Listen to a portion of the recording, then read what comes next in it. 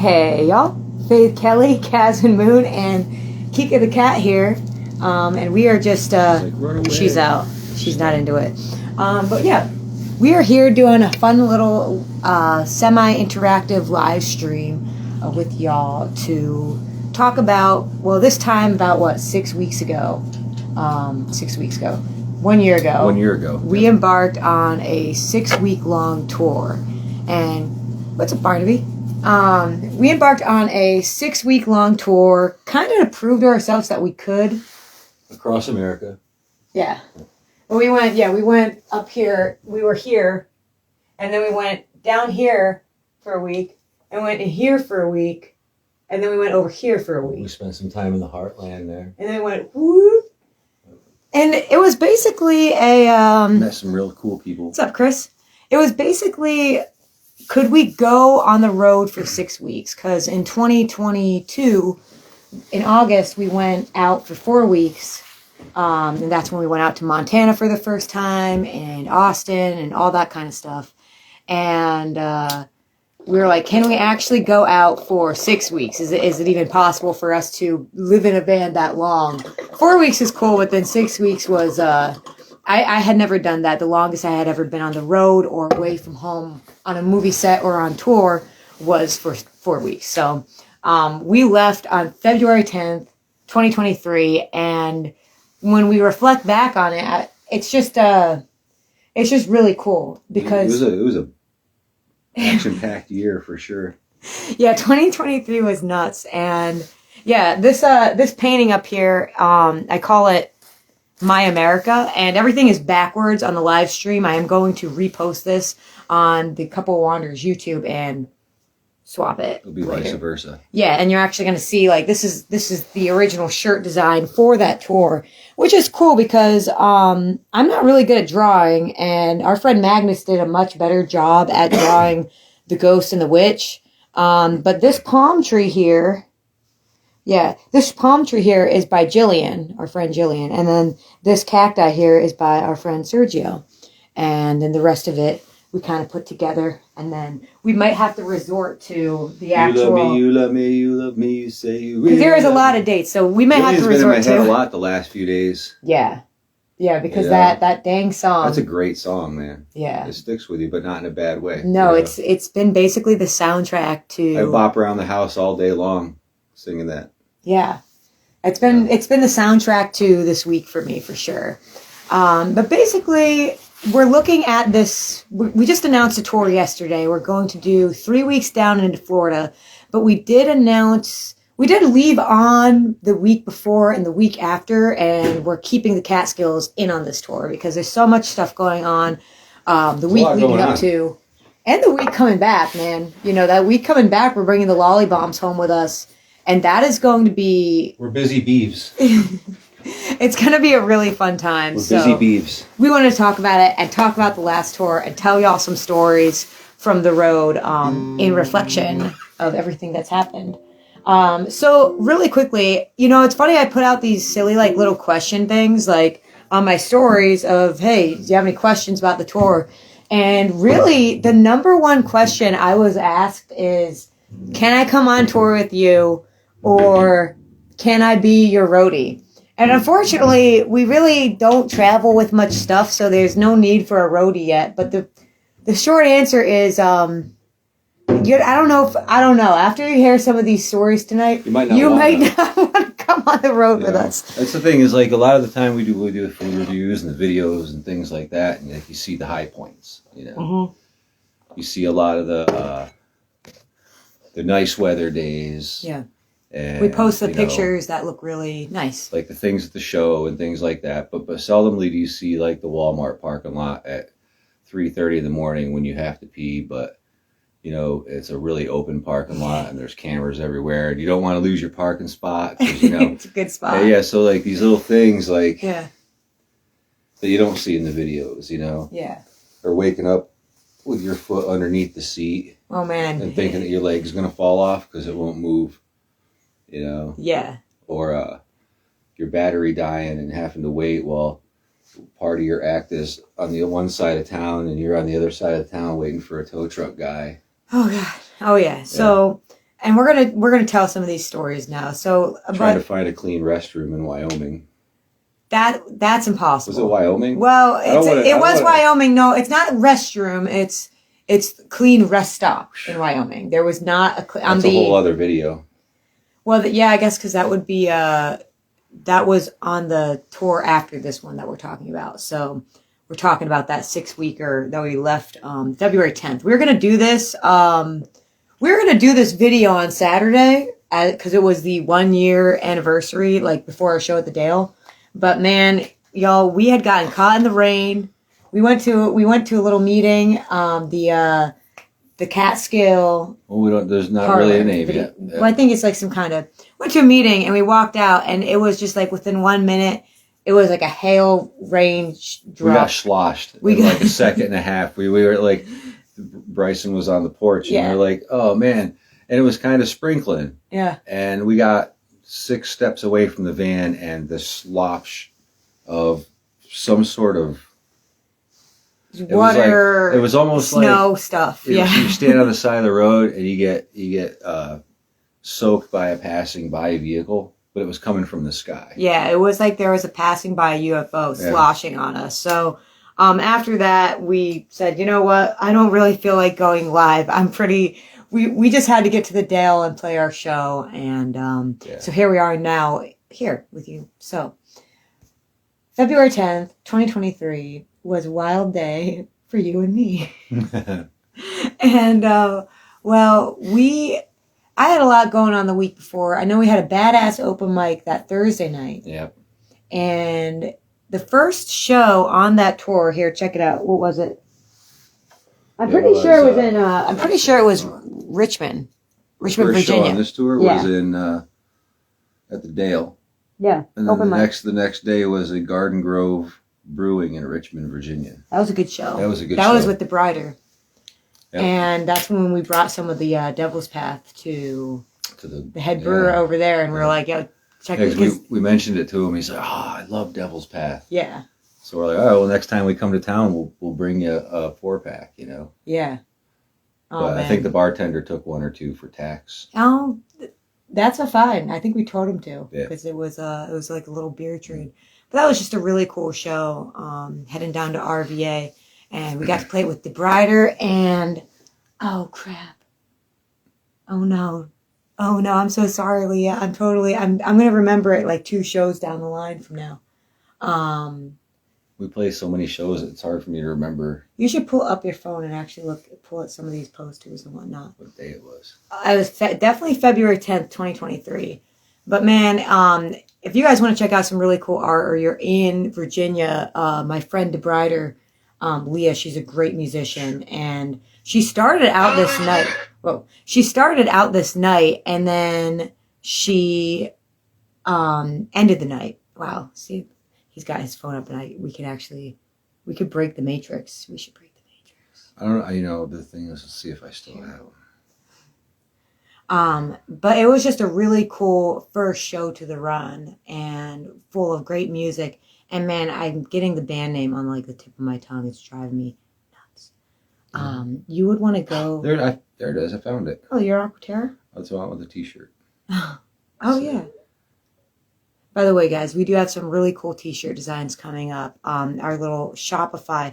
Man, this cat is she's upset that we are not looking at her right now. She's doing little All of a sudden, she wants to be involved in everything. All of a Here, sudden. I know how to find it real quick. Just go on to. Yeah. Oh, I see. Yeah. So yeah, we went to Richmond, and after a week of moving and crazy personal life stuff, we had a hotel that night, and I remember it was like it was needed. But see, that's the thing is this tour was one of those tours that we specifically slept in the van a lot because 6 weeks away from home, That shit can get expensive, man. Yeah. You know, and so the van, it's comfortable. But sometimes I feel a little more hygienic in the van than I do some of the hotels. It's like definitely. We've been into some. We won't mention them, but then we've had some real winter hotels too. Oh my God, I feel like such a schmuck. It's Riot Queen. Riot Queen is her. So she plays this. My friend Leah, I've known her for years. She plays this like really cool, kind of like dark. I want to say sultry, but like it's kind of like what'd you call that? It's unique. It's very unique. It's like a dark, melodic kind of, Almost 90s vibe-ish, like. yeah. And then we played our set, and she comes out and fucking killed it, man, with her Destroys band. it. That's why I was like, I'm sitting here like going like, oh my god, this is gonna kill me. I feel like such a schmucko. Because I was like, man, I will never forget that show because man, she brought fans. Remember that shit? She brought fans as like a true professional musician, That band and was was like badass, doing man. this cool like singing into the fan. And yeah, Garden Grove Brewery. I can't wait to get back there. We were going to try to get back there this tour, but it didn't work out with the dates and availability and whatnot. And then the very next night, oh, where do we go? Pretty sure we went to Three Roads. Let me see. See, after Richmond, we were at Three Roads in Lynchburg, Virginia. Wow. Then we went to Tribbles. Ha ha. Oh man, that's a whole other story. But Three Roads Brewery, we went back there on our last tour to Bisbee, and they're just like kind of homies of ours. There's no when we played there, it was just us for a 3 hours. Great sounding room too. Oh my god, such a good sounding Love the room. and the people there are just so cool. And they do have 2 locations, so if you're traveling through Virginia, there's Farmville and then there's Lynchburg, and it's Very just laid back, man. it is just such a cool, Very chill environment. yeah. It was kind of like the Catskill Brewery of Virginia. Delicious beer. Yeah. And just, man, a really good time. And I think that was the night that we drove from Lynchburg to Winston-Salem. Oh, and man. that's when we linked up with Jeff Malang. Jeff Malang. And this was like A heart. He makes a heart. my Jeff Malang. It's not even on this tour that Jeff really came through for us, Jeff's but an angel, man. he has come through for us Right on. many times. And if you're in Winston-Salem, this guy has some amazing Airbnbs all Yeah. throughout of different types. They're not your typical boring ass like Pier 1 import kind of Airbnbs. He's very unique in his design. There's Hippie Hideaway. Yeah. He There's does this shit. He designs this stuff, and he's like, I want to make this room look like this. yeah.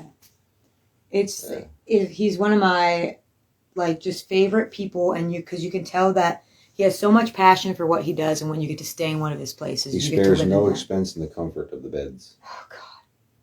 Oh my god. So we played this 3-hour show, and then There's because guitars on the wall you can take down and play. yeah. Yeah.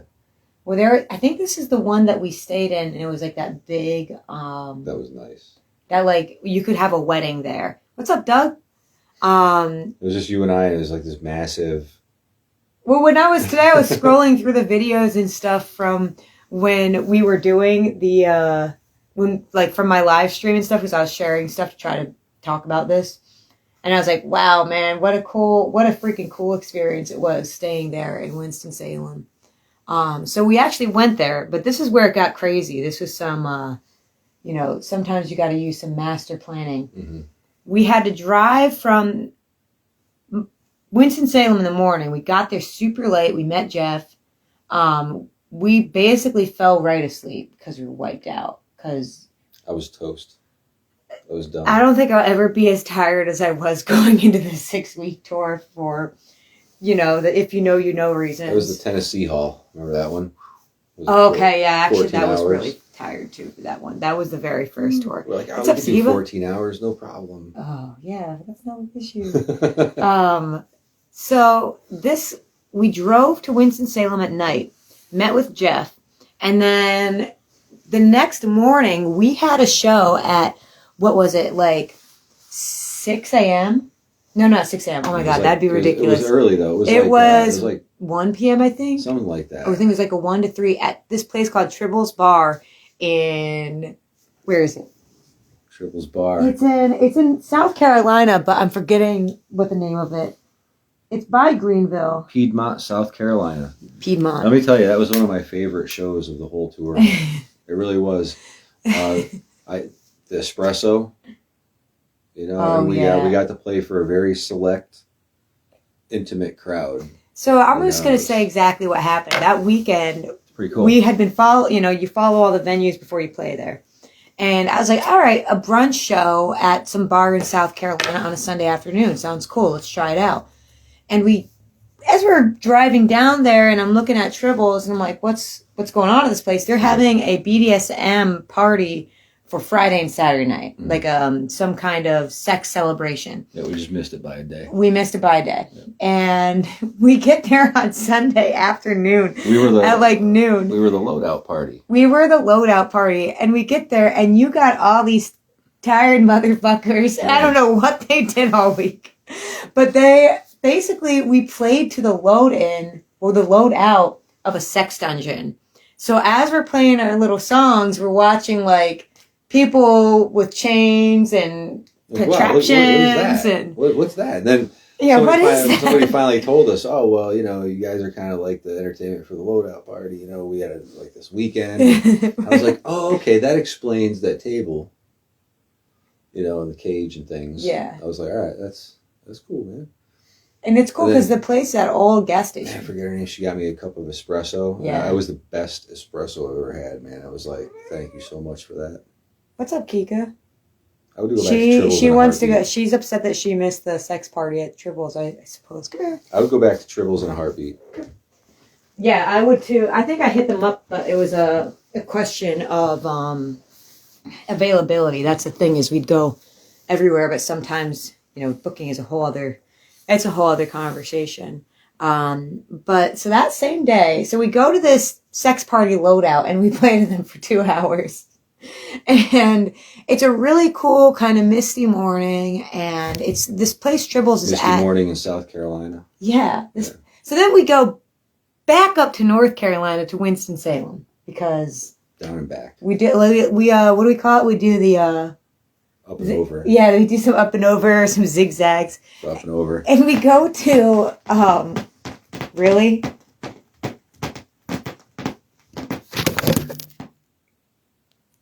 Really? You're going to do that right now? So we go. Jeez, stop. Can you DM me the address? Yes, we definitely will. I'm still working on all the details for the Art Barn show, but they are coming together. So probably remind me, but yeah, we will definitely get you that address, especially as it comes together.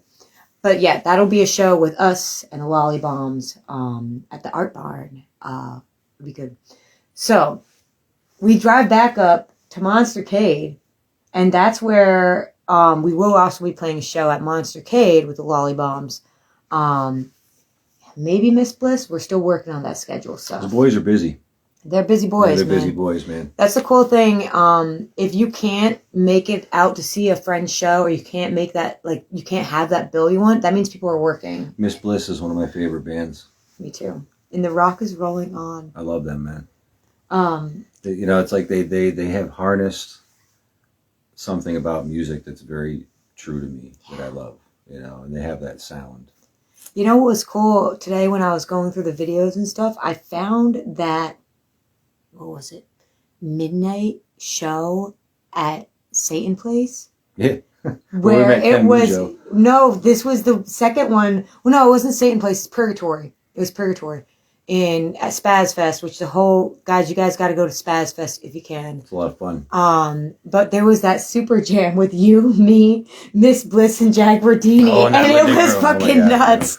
At like 1 a.m. I love Jeff, and I love how he puts it together, man.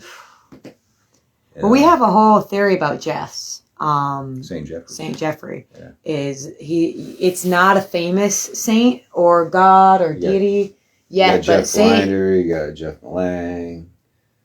We got more Jeffs. I know a lot of Jeffs. I'm trying to remember more. Really, guys, look at this thing. This is what you're gonna do right now? So we drive back up to North Carolina, to Winston-Salem, where we're staying at Jeff Malang's Airbnb. I can't focus on what you're saying with her Right now. laying there like that. I don't know what. I'm just gonna ignore the All right, cat we're good because now. all right, she flipped over.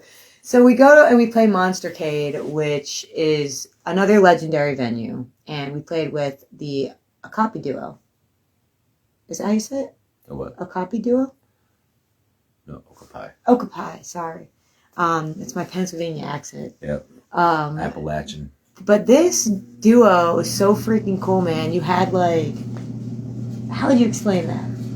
Whew, it was like, man, I don't like. It's hard for me to explain real super unique music. It was like dark, almost gypsy cabaret kind of.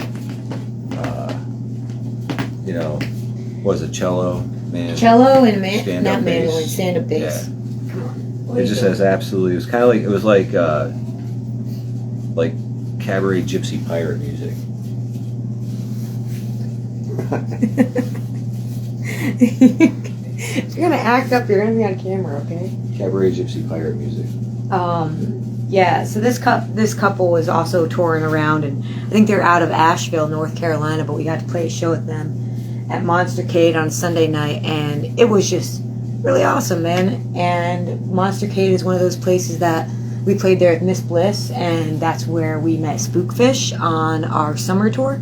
And we will be there again March 27th on this tour, Spookfish. Wally Bombs. I hope Spookfish comes out to the Frank Hurricane show at Cab Frank's on the 23rd. You know, So that'd be kind of cool. that'd be awesome. Yeah, he's like, I love Frank Hurricane. I'm like, it's my neighborhood. Yeah. That one. Oh, that'd be sick. I can't That's wait gonna for that be- show. that's gonna Yeah. be a kick-ass show, Come out to man. Cabaret Franks. I think it's February Jamie 23rd. Smith and CRISPR. Yes. So, all right, we got a long tour to go through. So we're gonna just keep rolling down the list here because there's some high points on this one. But the next day, there's some low Yeah, we points. gotta, We got to talk about we it. get off topic a lot. That's a part of being a couple wanderers. We wander around the country and we wander around our minds. So the next very day, we go to South Carolina. We go back down to South Carolina to Smiley's Acoustic Cafe, right? So wait, Monday. we were in North Carolina. We went to South Carolina. It was a back to North zigzag. Carolina, back to South Carolina again. I remember trying to explain to you, like, so this is what we're going to do. It's going to work out. I swear. If we just leave here at this point. We and went over and around and up and down. we did it. Yeah. Yeah. Yeah. We went over. And then back up and down. That's more like, that may have happened later on in this tour more. This was just, So we're a, just following the this ley was a lines, straight man. zigzag. You gotta follow the ley lines. So we go to Smiley's All-American Acoustic Cafe, and this is the second time at this point last year that we played this open mic. Because it's a Smiley's Monday. is legendary. Smiley's is a legendary venue, and this was just like, we're going to go back there again on this tour. I just talked to them today, and I was like, can we put it on our poster and our t-shirts? Because Because we love them. you go there, if you don't know us, we will always play an open mic on the road if we can, because, you Love know, 'em. I love open mics, man.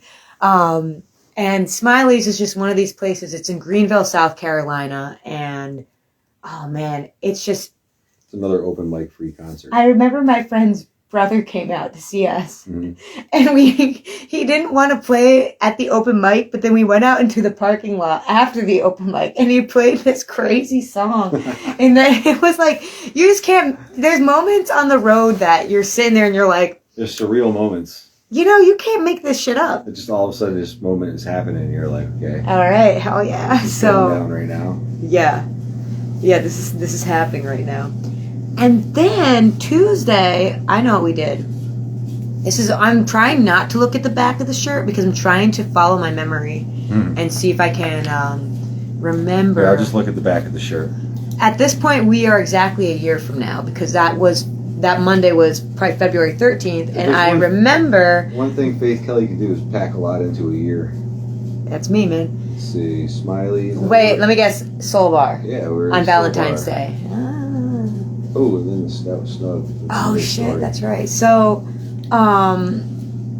Soul Bar, it's a legendary venue. If you guys, well, honestly, it's one of my favorite cities in America. Is Augusta, Georgia. I love that stage. It's like the electricity comes up through your feet. Yeah, and you're gonna find new dance moves, and you're gonna make friends, and it is just one of the coolest towns. It's really like walking back in time, and I forget if it was I'm gonna say it was this tour because I remember we got there early. No, we did it Thursday at one point. Wait, check this again. That was a Tuesday, wasn't It should be Tuesday. Is it right after Smiley's? it? Yeah. Yeah, it was the day after Smiley's. Right? Yep, 2:14. All right, I'm trying to remember. I know we went there on a Thursday. I'm trying to remember when that was.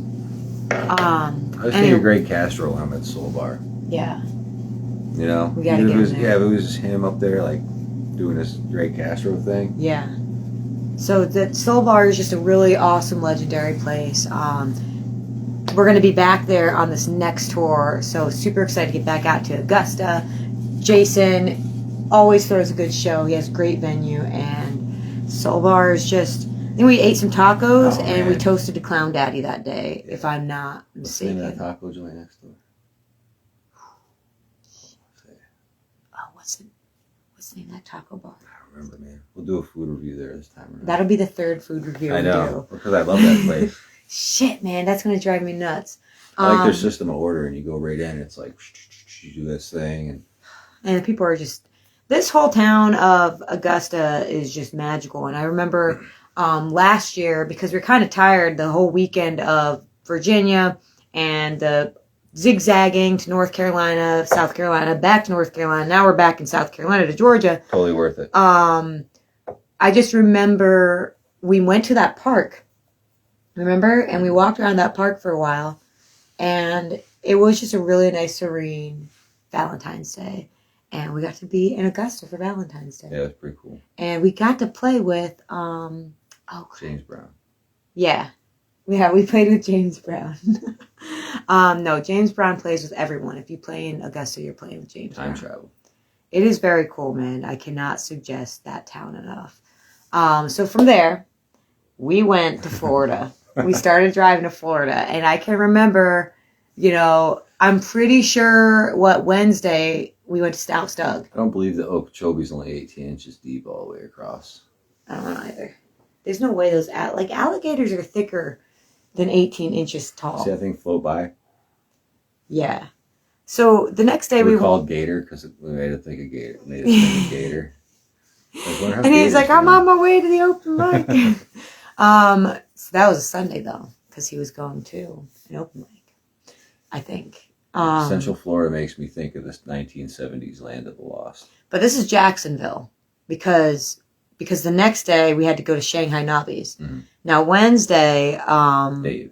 Wednesday we had off, and I think we went to a park and we went to a jog, and I jumped around on the beach, and it was a nice day. And then we were like, let's see if there's any open mics around, and then we found the Snout Stug, which is where we met Keith Kimball, and it was just a really cool open mic. Man, they fucking destroyed That it, was too. fucking Yeah. weird though, because that's when some guy comes up to us, Casey, and he's like, do you know Richard Travis? And you're like, this is, wait a minute. So let's back up the story, because this is actually kind of interesting. But we go to this random open mic that we found nearby. And there's no advertising. It's not on the tour shirt. It's not anything we knew we were going to do, because we like to leave some days off for adventure What was the and girl's name that played that? spontaneity. Man, played that bass. So we go there, and some gentleman, after he showed up, comes up to us like, do you know Richard Travis? And we're like, yeah, but how do you know us? It's a small world. It was a small world, and I suppose in some way Casey realized it was us who was friends with Richard, but he had no idea that we were going to be here. So It was cool. It was one of those weird moments. And we're trying to get back to Jacksonville, but we're still looking for a date out there. We have some wiggle room on this tour coming up. So then the next day, went to Shanghai Nobby's. I love Shanghai Nobby's. Dude. I was like, I think that's, man. Ghost Tropic? Freaking, that was like... I listened to Ghost Tropic the whole rest of the tour. Yeah. Like I became a fanboy. Until we got to Bisbee. Yeah. Then it was full on freaking... We'll wait till we get to Bisbee on that point. Yo, what's up, Lollybombs? But that became the soundtrack for the rest of my trip was Ghost Tropic. Yeah, man, she's awesome. But live, when she was just doing it live. Yeah. something happened in the room that night. Remember that puppy? That I don't puppy at the remember- stage? I kind of remember the puppy, but I remember that voice. Yeah. And I was like, wow. I only remember the puppy because the cartwheel video for that day included a puppy. So that's what happened. But so yeah, from there, we went from, that was in, wait a minute, check the shirt. We should be after the Snout Stugs. Shanghai Nobbies, and If I Brewed the World with Eric Best. That's right. If Yeah. I brewed, and we're gonna recreate that We're show. going back to see Eric Best again. We're going back to see Eric Best. So, Yeah. Florida It's just is an a lot of excuse- For me, it's zigzagging. just an excuse to go hang out with my buddy, man. You know? Well, there's a lot of business in St. Pete for me. Yeah, It's but for Eric me- Best and Wendy all the way. For me, All it's day. like, hey, I get to see Eric Best for a while and on his own turf, you know? Yeah. Like, it's nice seeing him in his natural habitat. Yeah. So I suppose if I remember that day correctly, oh my God, dude, that was the day Lori Ray saved my life. Mhm. This is a story. Thanks for the red hot, Lori Ray. So we have this friend Lori Ray, and she has a jewelry company up here in the case of Catskills. emergency. And she is just a really good friend of ours. She plays at the open mics. And she, right before he left for the tour, so, hey, what's up, Joy? She comes out and she's like, in case of an emergency, hide these in your van and use them. And she hands us like 3 travel-sized bottles of Fireball. And I'm like, I don't drink Fireball. So never- what did I put them in? Took her you're, advice. I see you're playing at Two Ton Brewery. I work in that town. That'd be awesome. I can't wait to get to Two Ton Brewery. That'll be our first show in New Jersey. Mhm. I've ever. never been there. It'll be the first time I've ever been in New Jersey Well, in my life. What can I you say? won't want to miss it. You won't want to miss Casman Moon's first time in New Jersey. So Lori Ray hands us these Fireball bottles. And we took her advice and tucked them away in the bag and didn't think much more of it. And I can remember the 2 times because there's 2 of them, and I had 2 emergencies on the tour. This is the first one. The second one happens in Houston, which we'll get to Houston. I smelled bad, man. I needed a shower, like, because we were sleeping in the van and we were camping. Days go by, man. Days go by, and like there's sink showers, but then there's like, because I'm in Florida, I want to take a jog. I'm doing my M-body. I'm having a good time, and I'm like, dude, I can't go to If I Brew the World smelling like this. You know, I don't exercise as much, so Well, so what happens is, I'm looking at Google Maps, and I'm like, there's got to be a beach with a shower house. On the east side of Florida, there's a lot of this, and a lot of times when we're on the road and we need a shower or a place to stay, we'll look up a campground. I will Google campground shower, and that is what I look up, because a lot of campgrounds don't have showers, and some of them do.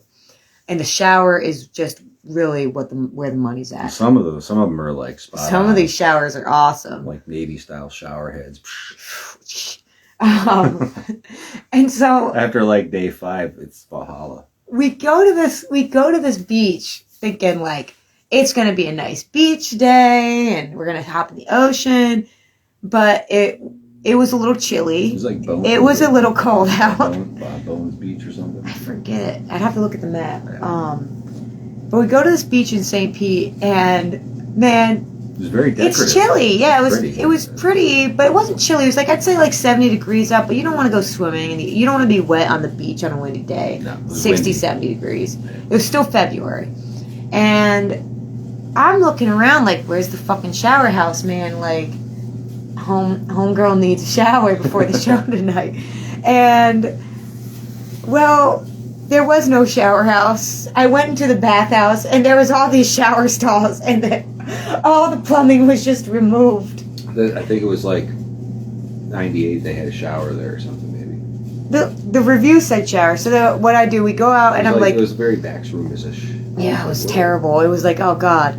And we're kind of close to the show now, and there is the foot washing station, you know, with the cold water by the beach where, It's like at like neck level. yeah. There's a little spout. It's not a shower head. It's But like there's a no spout. privacy or anything. There's no privacy. It's just like right. It's like a pole in the middle of the park, with a little, not a spigot that comes out. It's like not even a shower. And there's a head. few of them, so we're scouting out like which one is going to be the one There's that like one is most spout private. by the feet and one spout by the shoulder. Yeah. You know. Well, so that's when I said, I had Lori Ray in the back of my head going, if you ever need this in case of an emergency.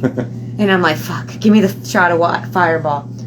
I drank the Fireball. With I that got a cold cold shower. That was the coldest water. And I'll never in forget Florida. Wendy coming up to me going, you do smell better. You too. You smell a lot better today.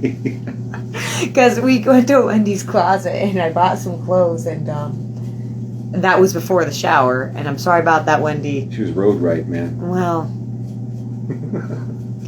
it happens, man. This is one of the realities of Yeah. being on the road. Is the three things that are the most important is shit, shave, and no, not shave. Shit, shower, and sleep. You know, shaving is very optional. Everything else is secondary. But you need to food, know where to things like shit. that. You need to know where to shower, and you got to find a place to sleep.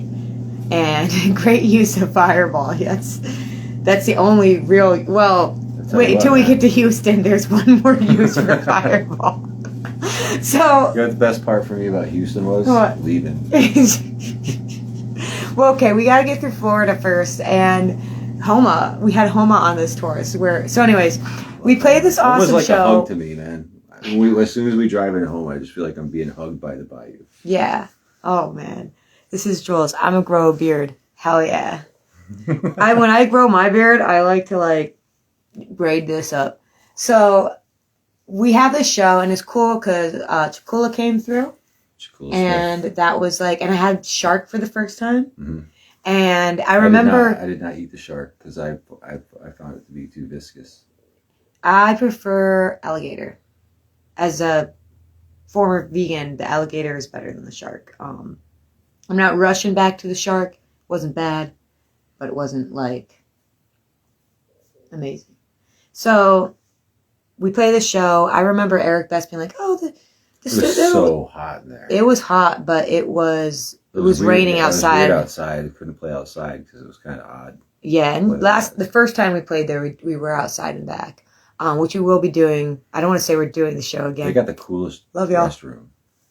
Yeah, because there's like that little door that you Yeah. pull out. So if I Bird the World, guys, go there if you're ever in St. Pete. But make sure you stop at Wendy's Closet because Just dress you up. I love Wendy's. I can't wait to go back. It's like every year I go to Wendy's and I get a whole new costume, whole new me. So there was that. And then from there, I believe we went back across. No, we zigzagged, right? Hold on, check it out. Singing Obbies, February of the World. Oh, the Harmony Music Lounge. So we Fort Pierce, zigzagged and then we yeah. went to Tampa. Then we went to New World, yeah. Yeah. So Harmony Music Lounge. That was cool. That's where we got that historical photo of you by the palm tree. Yes, with the With the Fort police. Pierce Yep. police van driving by. Man, that was a legendary show. That's where we met Surf Wax. Mhm. That's where we met Sarah, and where we re-met. Citrus Records. Right, and that's where we re-met up with my God, Johan. Yeah. Yeah, and it was like a little family reunion because we had played with Neon Poets the year before. The first time it was Silent Poets, it was Neon Poets, and then with Sarah, it was just a really cool night of music and really cool walking around Fort Pierce. Dude, he rocks. That's the day we went to the nude beach. He plays fucking It was rock great. and roll, I man. love the nude beach. That's the only way to describe it. He plays fucking rock and roll. Yeah, he fucking plays rock He and roll. fucking rocks. Yo, we're gonna see them again because Dead Dreams Booking is this amazing. He does these awesome shows, and they So, Michael? usually lean on the heavier like metal rock and roll side, but he makes room for us weirdo freak folk psychedelic. He sneaks people. us into the. He sneaks us in, He man. cracks the door open and gets us. Well, he does a lot of cool Yeah. stuff going on down there now, and if I lived in Florida, I'd be at one of his events like They every have week. a fucking great music scene. I know. People tell us, "Oh, watch out for Florida," and it's like, well, Mm-mm. what for all the cool punk rock and roll music? Yeah, I can't wait to get down there. I know, man. I can't wait to go see these guys. Very And eclectic music. thing going on down there. Yeah. You know. Especially in the Dead Dreams booking area, which Yeah. is it's on the east south side, so it's kind of like above Miami. So this time we're going to be playing we're playing in Stewart. That was Fort Pierce last year, so that's cool. Michael always puts us in a different place, which is it. We're never going to get the same show No, twice. with he's him. legit, man. He looks out for you. He You know. If I honestly, he is probably one of the most hardest He's a working hard-working people mofo, man. in rock and roll right now. And he's putting on shows every week down there. So if you're on that side of Florida, you've got to go catch one of his shows. Dead Dreams booking. And he's going to be on the bottom of the next shirt and along with our poster. So if you forget, you can go on there and find out. So from there we went back. I remember Florida was like a total zigzag. But that's okay, because I like driving through Florida because Florida is the one place in the country, like when I'm in the desert or I'm in Appalachia or I'm in the Wild West or whatever, I feel like a weird connection, maybe past life. The dusty Southwest. It's just, I feel a connection with it in some way or another. But when I'm in Florida, I just feel totally new. It's totally foreign to me. I feel like I'm in Jurassic Park. It's fucking crocodiles. It's so cool. So... we went back across and we played in Tampa at New World, which is super cool because I got to see Chris, my boss from Sheets, who told me to follow my dreams back when I was 18 years old. And you did. And when she walked into the room, I fucking ran off the stage and gave her a hug because there's not many people I run off the stage to With hug. a little cat. I do remember that little cat. Don't look at me like that, Kika. She's like, what little cat? But man, that was just one of those, it was just a really cool night. And we will be back at New World this tour, playing their beer garden. Super excited about that. From there, we whipped back up north, right? Did we have a day off? I'm pretty sure we had a day off to get from Tampa to Homa, right? Is Homa next? Sorry, Homa. Homa. See. So we went from If I Brewed the World to Harmony Music Lounge to New World Brewing. Then we were, looks like, off 220. Yep. We were driving through the bayou. We worked on the Damn Time music video. We were driving through That's right, Florida, at the White Sands. And then we were at the Intercoastal Club. Got so effing wasted at the Intercoastal. And wasted at the Intercoastal Club. Man, this place, I was sitting okay. there watching you going, wow, they got the best lights. They got and one of the coolest stages in America. nice cold beer. All the things that matter, man. Great people. Awesome people, man. This music venue, you could You're just willing to home and not know anybody. You go to Intercoastal Club for a show, you leave with a dozen friends. Yeah. It's that type of joint. Yeah. I love that place so much. The first month-long tour in 2022, we played a few shows in New Orleans. I am not saying I'll never go back to New Orleans, but I will always, always skip New Orleans and go right to Homa. Definitely always go home. Well, we did actually, on our way out, we did stop and see Magnus. And I wouldn't mind catching Crushed Diamond live sometime. I'd love that. They're playing at Saturn Bar, I noticed. Oh, yeah. Which would be super cool if I we like could the Saturn teleport Bar. there. Yeah, that was a whole other tour though, man. So, but that was cool because that day I remember we went and saw Magnus. We got some ink, Mhm. and then which I need to do a Magnus appreciation post because she's done a Yeah. lot of art for us, and I need to gotta- just do that collective kind of. We got to go back to New Orleans because I got a tattoo that I want to get that I only want Magnus to do. You know, it's like a memorial tattoo. Yeah, And so I'm looking forward to having her do that. I think she's going to do a great job with it. that would be awesome. I sent her I the miss her. design. You know, when the universe deems it time, you'll be there. Oh yeah. Because I will always go back to the bayou. And that whole day too, that was the day that my guitar was breaking. And we had to go to Guitar Center, get my guitar fixed. And then we whipped on out to Homa. We played that show and it was just it started a friendship and can't wait to get back out there, man. Got some honey. Oh yeah, we got some honey. Man, so that's just one of my freaking favorite places. So now we're getting to the Texas journey of this tour. Deep in the heart of Texas. I was gonna ask, would you strum on your guitar for a minute while so we don't have to stop the live stream? I gotta do a Faith Kelly pisser even when we're at home. Yeah. So, but we'll get into the Texas thing. If you play a little bit. I gotta tune it anyway. Do you need anything to drink or anything from the kitchen? This is a really long tour, guys. So this is gonna be a long one. So we have to have little breaks here and there. We'll be right back. Enjoy some Kazoo tuners.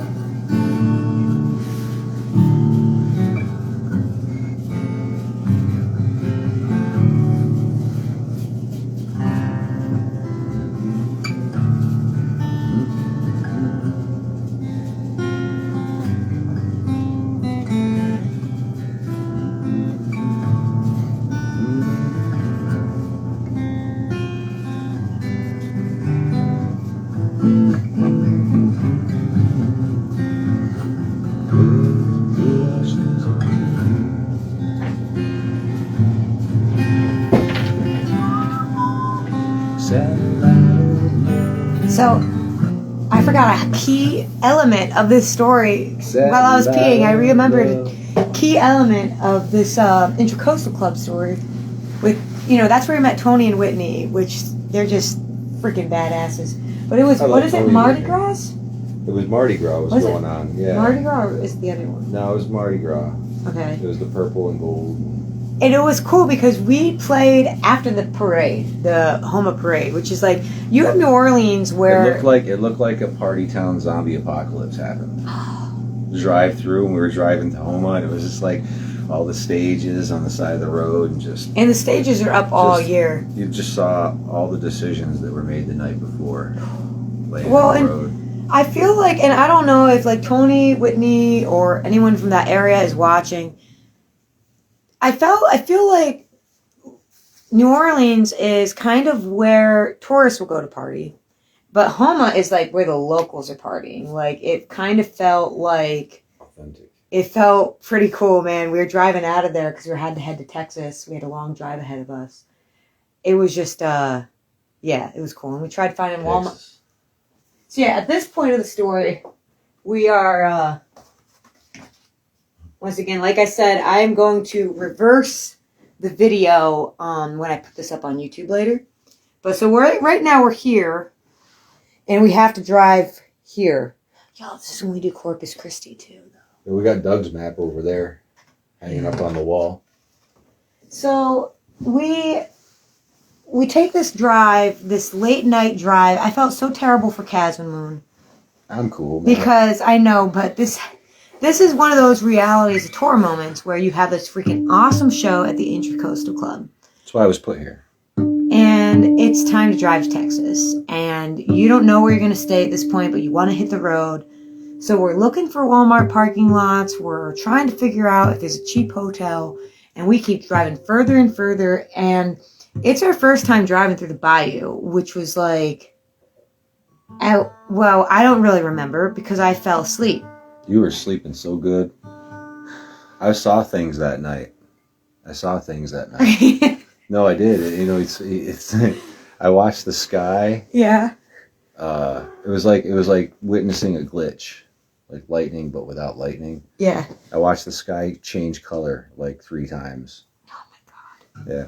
I felt, and that's also in that area. There's all those like lights and stuff that like just blink. Like I don't know if it's they seem like they're all blinking in synchronicity with each other, but it's kind of maybe like landing strips. It was a lot less creepier driving out of there this time around when we played Intracoastal on our way to Bisbee because we left in the morning, and that was a little easier.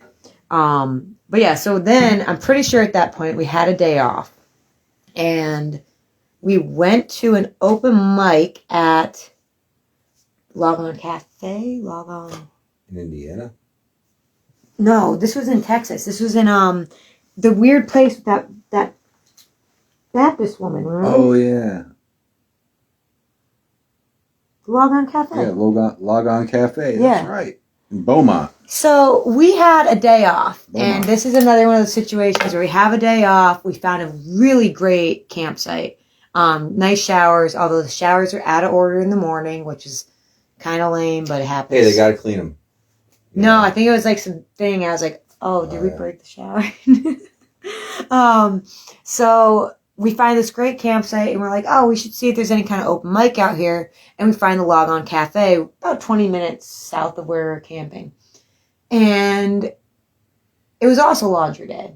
And this is a story that You gotta have a laundry day too. That's something, another thing. about once a week, Yeah. every maybe even 8-9 days you can go if you can stretch it. But so it's laundry day. And before we get into Log On Cafe, I have to tell this story because it was really cool. Well, we also had to get a car wash because all those dang bayou bugs. Oh man, the bayou bugs. It was literally, it was like, it was another world at 3 a.m. Yeah. I mean, you couldn't keep the moisture off of anything. And you were snoozing away. I passed out on him, man.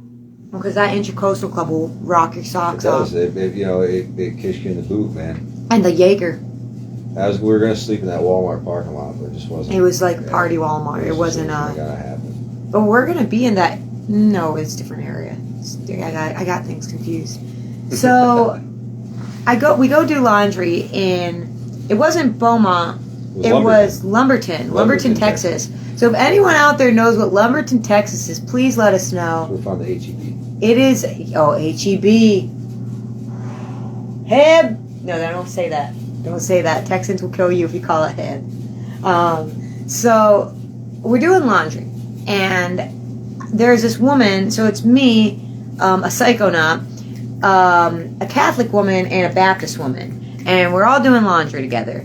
And it's just this really bizarre situation, and somehow we start talking about like faith and God and stuff. I think because they asked what my name was, and I said Faith, and then that's just a whole rabbit hole. It happens a lot, and it's so I can remember these two almost getting in like a scuffle, and I think I said something like, "Well, a lot of times it seems like we're praying to different things, but we're really actually praying to the same thing. We just have different names for it." And they're both like, "Oh yeah, that's true," because Hey, man, deep Texas. A prayer is a spell, and a spell is a prayer. Yeah. You know. And meditation. When I learned how to meditate, I grew up very evangelical, so that was a realization for me. It's very similar. So I'm sitting there, and the Catholic, I think she's working there, and she goes and she's doing her thing, and then I'm hanging out with this Baptist woman, and we're talking about our laundry detergent because we use like She loved our laundry detergent. we use some lavender laundry detergent, and we're folding clothes together. And she's like, I just love how that laundry detergent smells. So we're talking about it. And then I forget, she has asked about the music and what we're doing and where I was it's out from. getting a car wash. Yeah. Yeah. I think you might have just been outside folding the load beforehand. Mm. But it was a really interesting moment because she's like, can I pray for you? Right before she was about to leave. And from my own past, I was kind of like, I was like, you know what? I don't know, I'm man. in her hood. I'm going to say yeah. And it was just like the coolest, mind-opening moment. Because it was her time to take the stage. And she was just like, and she said just the sweetest safety prayer. And I was very appreciative of it. Even though our beliefs may not have been aligned, it was one of those moments where you go, It's all relative. whoa, like what a cool moment between two people who are probably so very different. Different yet the same. I remember what it was. She was folding a shirt that said like faith, love, and hope on it. And I said, haha, that's my name. She's like, which one? I'm like, Faith. She's like, that's so cool. I mean, in the end, we talking. all want the same things, I think. Definitely. We always kind of want to. We want to believe in something. Yeah, we all want to get along and believe in something. But so that was just a really cool. Feel like what we do matters, It was a cool healing moment for me You and want my to go own. outside, Kiko? My own past. Yeah, Cat needs to go out. So, anyways, then we finish up our laundry and we headed over to Log On Cafe to play an open mic. And it was a very cool, kind of intimate, I think it was a Thursday. Maybe like a Sunday at that point. Open mic. But man, I'm looking for this dude. There was a guy at this open mic who was he was traveling on bike.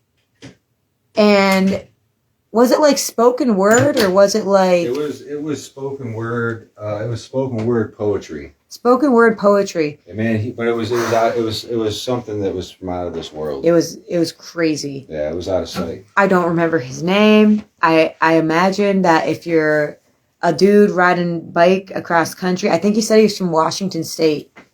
We're looking for him because I think we got video of him and it'd be cool to connect because that was really, really cool. So the other thing about open mics, especially when you're traveling, you never know who you're going to run It's all into. about the people you meet. Yeah. Remember Jim bought us breakfast. Yeah, Jim. Jim bought us breakfast. Oh, shit. I think that was the summer tour. Ping pong champion. Yeah, in Missouri. Yeah. Yeah, that was really weird. So we go to this open. I love Missouri too. Dude. Oh man, we Missouri, could do a Missouri's whole one of my favorite states. segment on Missouri. I know. So then we play this open mic, have a really nice time, and it's time. Took over the line, sweet. No, and then we go. This actually, we're one toke over the line. Sitting the perfect part. downtown in a rail. What? We go to Houston. We go to Houston, and well, we're gonna play Super Happy Funland in Houston, and this is a legendary venue, and I've known about it for a very long time. I always wanted to play it, and finally we had the opportunity to play Super Happy Funland. I had a good time. I had a at great Super Happy time. Funland. I had a great time. I really enjoyed the experience. And Chris freaking the cool thing is Howard. you have to meet Chris. I still follow Chris. He does spoken word poetry too. oh shoot! Yeah, Chris. Imagine if it was the same guy. He was the dude working the bar that night. Oh yeah. But he does spoken word poetry all over Houston, so I still follow him. I got that out of the gig. Yeah. Well, And the sound Take was Back Pluto is. fucking incredible. Well, they were smirking Merkin for that Jen, show. right? Jen, and Howard. I played a show with Howard long time Holy ago. shit, dude. Take Back Pluto, and when we were going, Howard Walpert and Jen and who was playing the bass? I forget his name, man. I'm so sorry. Yeah. If you guys can remind me.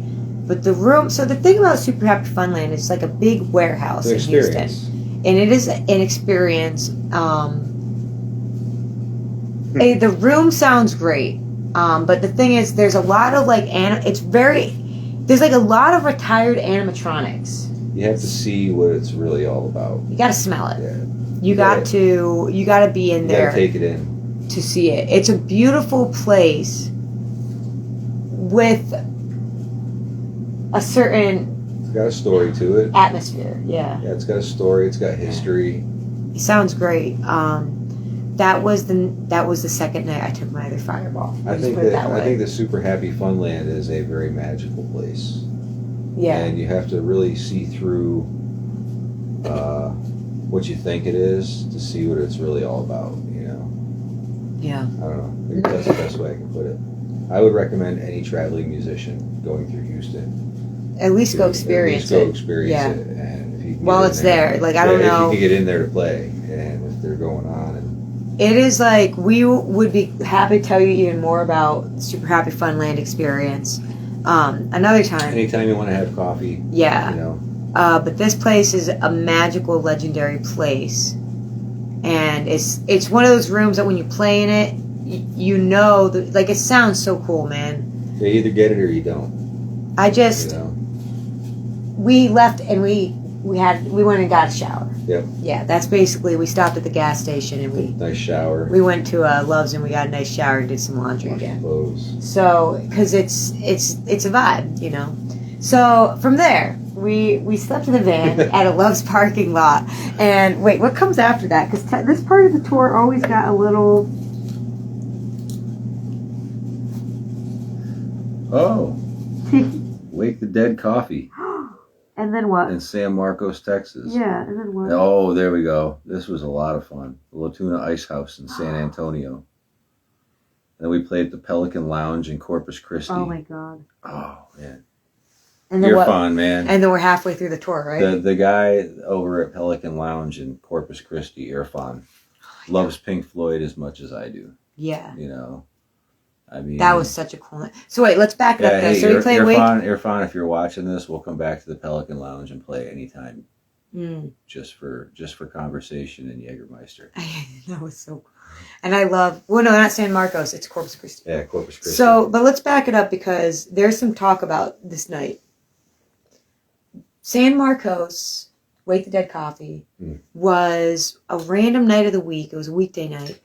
And it was a very intimate show in a beautiful room with basically a double date with you and I and another couple. And it was just a really cool night. It was definitely it was a pretty. I think it was like a Tuesday night, and one of the things. It was a very personal night. It was actually needed after like the craziness of Intracoastal and the driving through Texas and the bugs and super happy fun. The crazy like in Buc-ee's, because now we were out of Buc-ee's territory too, which is sad but true. There could be more Buc-ee's in West Texas. Popular opinion, but just say maybe one or two.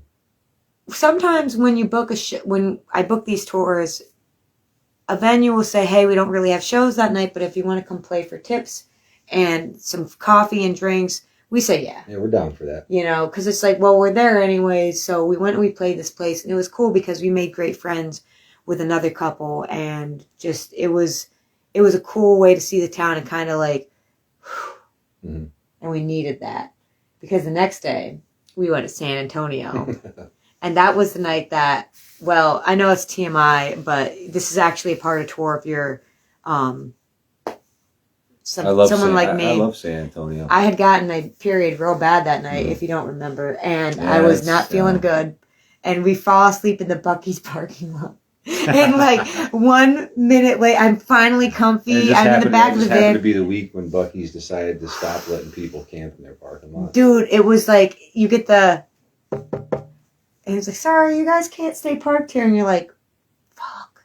All right, well, we can go. Let's see. So, yeah, I think actually that was a night Shalewa came through. Yeah, these are the downsides. This happens. Now you're scrambling. Now I'm scrambling because I'm like, okay. We were comfy. I don't have to experience that. So I'm kind of a leg up right now. I'm trying to like figure out, okay, well, we got to go somewhere else. Yeah. And then our friend Shalewa.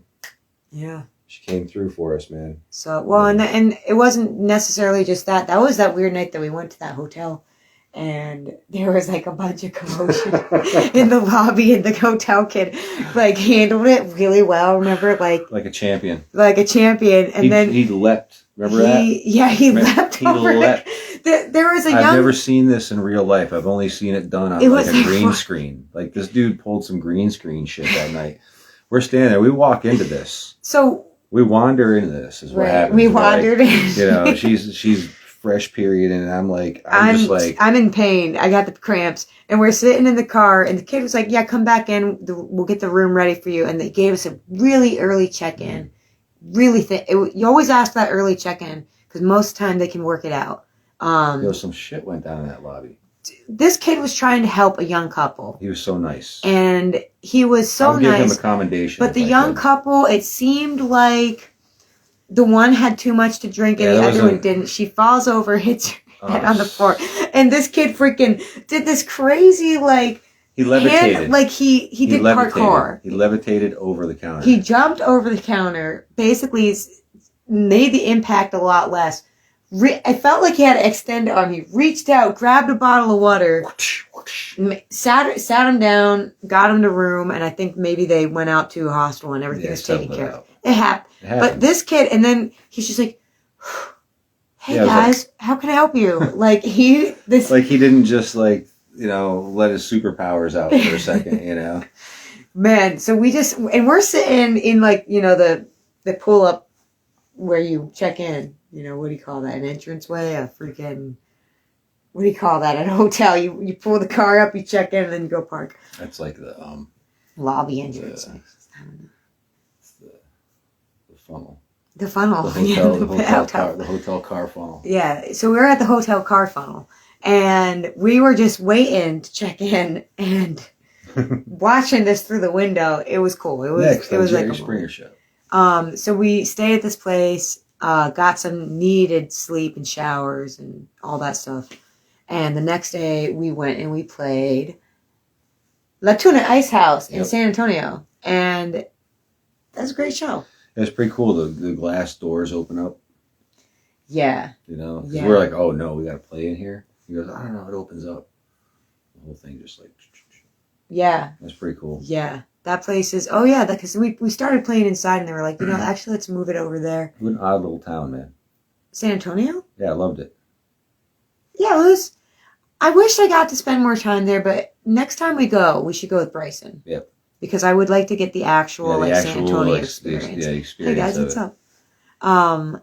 So that was a really cool show. That's when we met. I forget his name, who worked at the base. Oh yeah, I want to say, wasn't James? Was it? I forget. I forget his name. Yeah, he offered to have us come out to the base and play and stuff like that. We got to follow up on that. Yeah, I know. We got to do the old circle back. Yep. But then I think the next day was it Corpus Christi? I think so. I'm pretty sure it was Corpus Christi. Pelican Lounge, Corpus Christi. We are making our way down this list, guys. This is what you guys are really like. If you feel like this is a long video, it's because it is. Tour is a long time, and it takes. This is 6 weeks of life. You don't have to sit through this shit if you don't want to. Yeah, you can just do your own if you You want can catch to. up on it later, you know. So we go to Corpus Christi, which I remember we got to town early. It's a magical place, man. I love Corpus Christi. I can't wait to go back. You know, and it's funny because you know when you're a little kid and you're looking at the map or whatever, and you just like see the names of these places. Right there. Whoa, dude, look! I didn't even notice. I put a dot right where Corpus Christi is. You know, you see the names of these places as a little kid, Yeah. and it just you don't know what's going on in the world, blah blah blah. You just see it, and you're like, oh, I want to go there someday. That's how I felt about Okeechobee. Like when you go and you stand there, like all of a sudden, 8-year-old me You go. was Whoa. like, you're standing in that spot that That's how I felt about 8-year-old Upper me saw. Peninsula too. You're like, what the fuck is that up there? Wow. Roswell too was a moment like This that. country's so freaking cool. It's big and it's Yeah. this is a bizarre place. So that's kind of how I felt, you know. Well, we got there and we went because we got the National Parks Pass for last year, and we went to one of the parks, and it's really cool. It's like you don't really realize Texas has a beach, and it's a really freaking nice beach. Some of the nicest freaking people, man. Yeah. Yeah. We played at the Pelican Lounge that night, and I remember when Irfan let us sleep in the parking lot. Yeah, he was so cool, man. But it was and they were open till like pretty late, so you could use the bathroom too. But I remember when I booked the show, he had expressed to me on the phone because I spoke some shows you type on an email and they're like this and this. Are you cool with that? Hell yeah! You make a poster and you do the thing. Some people you get on the phone with because they're especially with us, they're not really sure what we're about. Like Well, it's some it's places definitely, just aren't for us, you know, and just like we're not for some places, yeah. you know. So you're not. But- So there it goes. He was like my customer base really likes. He took a chance on us. He did. He's like they really like covers, and I said, well, we're mostly original music. Actually, all original music with a few weird covers. But he's like, what do you sound like? And I don't really know what I said to him, but I was like, well, if you guys want to take a chance on it, we're willing to just come out and try it out. And then he said, can you play for 4 hours? And I was like, whew, yep. Because it was Sunday, and I Yeah. wanted to go to Corpus Christi. you Sure, know? we can play for 4 hours. 3 hours is a lot. 4 hours is like, oh shit. We can still do it though. We did it. Yeah, he ended up getting some covers. He did well And because he lo and loves behold- fucking Pink Floyd. Yeah, by accident, because like I'd say I know covers. I just don't play a lot of like popular covers, only because, you know, I like listening to the real band more than hearing my own self play them. I guess I don't know, Yeah. but I know a few Floyd tunes, so I whipped a few out that night. Earphone lit up.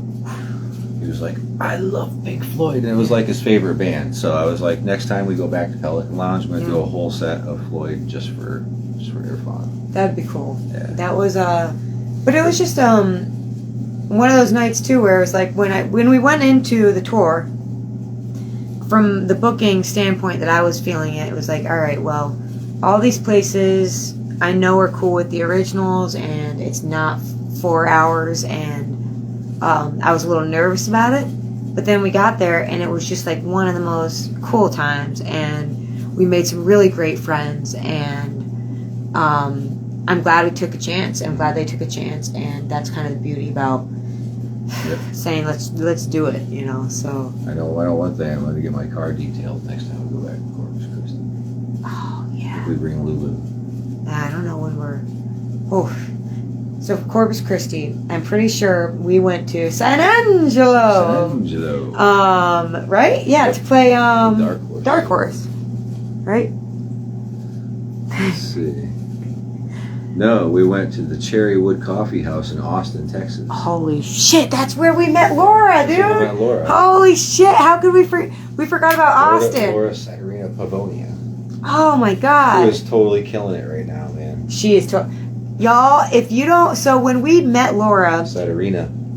originally it was Howard said, oh, maybe I can come out to Austin and play, and he's like, but you should really hit up my friend Laura who lives in Austin, and you guys are like two like-minded kind She's of musicians. sneaky. You know, she came with it. She showed up with acoustic guitar. She ripped it.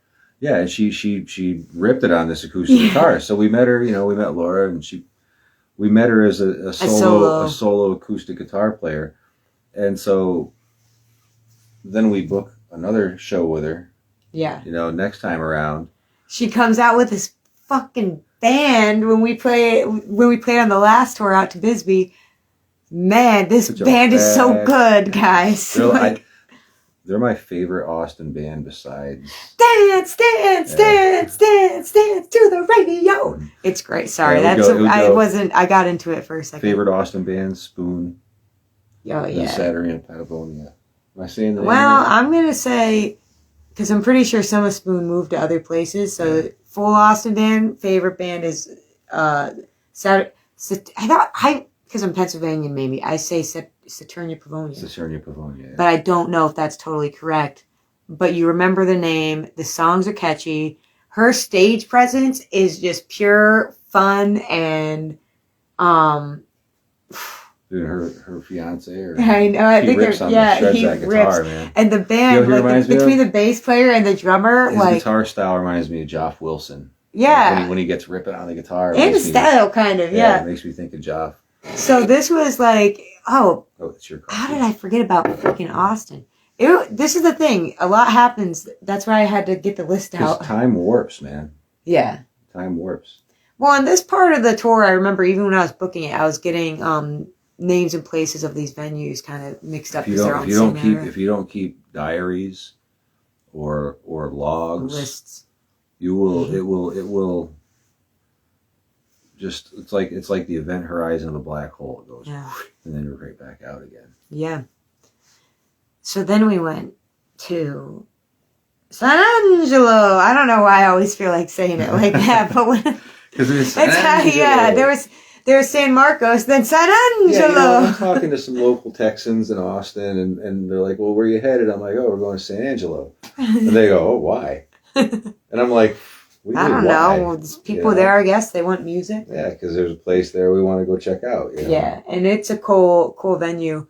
But the town, and we actually stayed at the San Angelo State Park, which is really freaking cool. It was beautiful. Nice showers, really nice camping. Beautifully peaceful night. And it was really good weather. I took such a nice job. It was very I had peaceful such a great site. exercise there that day. And The sound guy, oh my God, he became like a best he was friend. the coolest, Yeah. dude. Well, I can't remember his name right now, but the sound guy at the Dark Horse is awesome. That was the funny day we walked around the town, and there's like all these cool thrift It's stores. the Dead Horse Bar That Horse Bar. in San Angelo. Yeah. What day did Sound guy was the best. we? Yeah. And Oh, that was the boy. day we walked in to that one store, and the woman's like, it was like you can go out on tour and come back with a movie. The woman's like on the phone saying, I'll get you your $30. And then she shows me these pair of jeans that are like not Oh, not yeah, my we- kind. And we she's walk like, we walk into this store. Okay, we're walking around. We're like, okay, let's check this little town out. We go into this thrift store. Woman's on the phone, like she said, she's on the phone, and we walk in. We're just hapless victims of this store, at this point. And she sees us walk in, and I felt like two bunnies walking into a wolf den, yeah. And she grabs the most hideous pair of jeans that I've ever seen. And she's on the phone with this guy. I told you I don't have the $30. Blah blah blah. Blah. Yeah. Hangs up the phone. Right up, she hangs up the phone. And she turns around, looks at Faith Kelly, and says, "These jeans are $30." Yeah, you need to try them on. And it's like, I don't know how to describe these jeans. They just, maybe. I mean, it was upfront. It was like all the things you do want to do in sales happened to me. Yeah, it was really odd. It was odd. It was an odd experience. For sure. And then I got those really nice leggings in the Don't get me end. wrong. She was super $5. sweet. Yeah. She was super sweet and stuff like that. But like, I felt like she wasn't gonna let us out. I got cornered. It was like I was waiting for her to go intense. click and lock the door. I was waiting to hear that click. And See, was but then I like, go into movie mind and I start thinking like how that could be the beginning of a horror movie. Yeah. Like two people walk into a thrift store. Welcome to San Angelo. You gotta get these jeans. You gotta get these jeans. And then we played a really fun show, and it was a good time. And then Where we go after that? we Oh. started out to Bisbee. 1227 tap room. No, right, you're right. We Party didn't with the JWs. That was a really cool night. Wait, is it really one? So we went. Yeah, we went from What we day? went from Can you tell me San the dates? we went from San Angelo on 225, and then 3-1 we time traveled for a little while back to the 30s. I think we went. And then we came back on the 2nd, and we played the 1227 tap room in Phoenix, Arizona, Right. and then we went to Disney. Yeah, Oh but my God! Wow. that was a cool night. So 1227 Tap Room in Phoenix, Arizona We- was one of those gigs where you booked it just straight up email, and Just book it on a chance, I mean, I think they listened to the EPK. Yeah. They said, "All right, this will We work. liked It it. matches it up." It's halfway decent. So we go to the place, and it's not a brewery. You learn the differences. A tap room is like all the local brewers put their beer in the tap room, and people go there, and it's full of really nice people. It's not super busy. It was like a weird night of the week. Maybe like busy. you said it. 3-1. This is so difficult. 3-2. Yeah. 3-2. So we go in there. We set up. 3-2. Yeah. We drove straight through the rest of West Texas. We drove through. Because I visited Alicia. I barreled through West Texas. Well, we had a moment in Las Cruces. Once you get out there where it's just brown and there's windmills and just red blinking lights, you want to get out of that Yeah. because you start to really get It sucked gets into intense. So we go to Phoenix and we play this show, and all these folks dressed very nicely show up. About an Super hour into the show.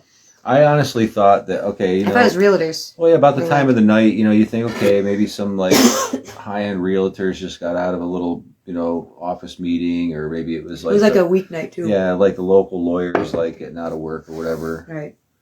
But come to find out, They're Jehovah's Witnesses, and they were just hanging out. And man, we had did like they know how to get down or what? we partied. Yeah. It was a really nice night, and just some of the nicest people. And one of my best friends I got a growing good up, video Let's do it. of that one fella.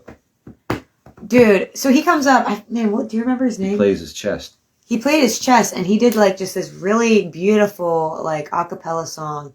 And he's like, I've been telling everyone that I can sing, and they don't They believe don't me. believe me. Can I use your microphone? Yeah, We're this like, was yeah, a crazy man, it was night. the end. It was the end of our gig. We actually played another like half a set for them. Yeah, And then, it just became like we're hanging out with all these new friends. Come Yeah. to find out, some JWs. but it wasn't. I don't know. It's just people make a lot of jokes, and you go, or people say things about places or types of people, and oh, maybe they knock on your door or something. Maybe have a good conversation. Maybe have a beer with them, man. Hang Yeah, out, sing it's- a song. Yeah, sing some music. It's like it's not you go on tour and you do these travels and you go, man, people are so freaking cool. Like, Yeah, they were just there. They were just there to cut loose and hang out and have a good time. They weren't there to like, yeah, and like hang with.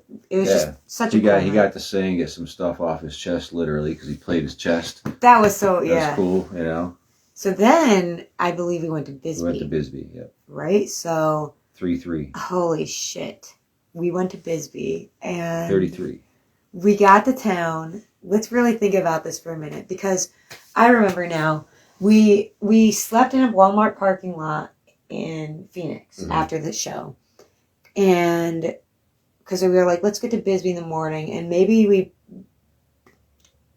stopped and we looked at the cacti Mhm. on the way through Tucson, and I love my cacti.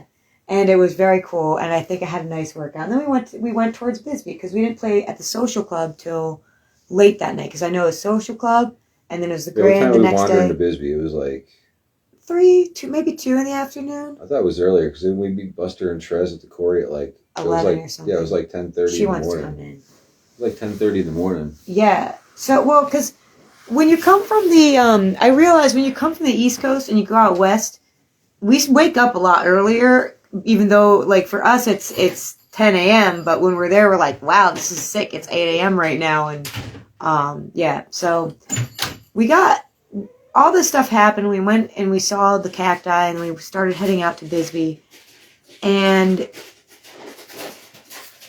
man, it's crazy when I was looking back on things and going, wow, like, this whole Bisbee thing happened and literally it's not even a year yet because it's not even March yet. But we got there and we rolled up to the visitor center. And the visitor center is right on the outside of town. And that's where they have like a little mining tour and they have nice bathrooms and pretty good parking throughout the day. And I think we parked there and we walked around town and we were like, whoa. And we walked to the quarry, right? Or we Yep. drove there, something like And that. we walked down to the quarry because we were like, all right, we're not moving our car for 3 days. And we didn't play at the quarry till Sunday, but we were in town and we were like, let's check this place out first. This is before we knew about Castle on the Rock. This is before we knew about Bisbee at all. Yeah, we only knew what Dan and Joanne were- from Poison Love told us. That's why we ended up calling ourselves a couple of wanderers because we wandered into this town knowing nothing. We knew nothing about the place except for what Dan and Joanne told us. Oh, you're gonna love it, she said. Well, You're gonna what love Bisbee. happened is I'm sending out emails, and the thing is, I'll look at. I said we want to go to Arizona. We want to check out this part of the country, and we go there. And I'm emailing Phoenix. I'm emailing Tucson, and I go on to Google Maps and I type up live music, and wherever the fuck shows up, I open up all these tabs. I email all these places, and it's like planting seeds. Whoever gets back to me, we'll go with.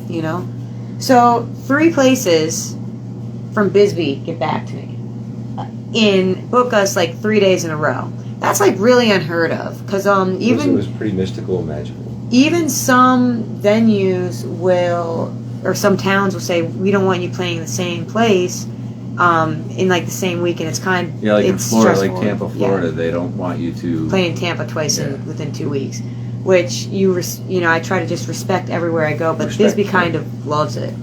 So we go there and we go to the quarry. Yeah, Bisbee was looks serendipitous. forward. They like I love- bouncing you around. Yeah, You know? Bisbee like puts you through the Bisbee loophole. They do. They make it's like a little boot camp.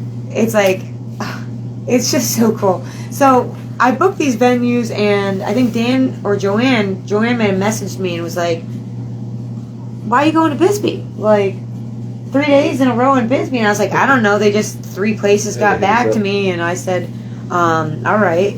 And they all seemed like pretty cool gigs, and they all really great gigs. And Joanne was just like, dude, you're gonna love Bisbee. Check this place out. I guess they spend a lot of time out there, and it was cool to have a Bisbee guide.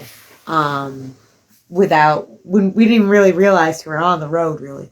So we go to the quarry, Yeah, and we're getting some. Dan and Joanne were like our inadvertent Bisbee spiritual guides. Yeah, they were. I feel like I understood them more Mhm. after being there.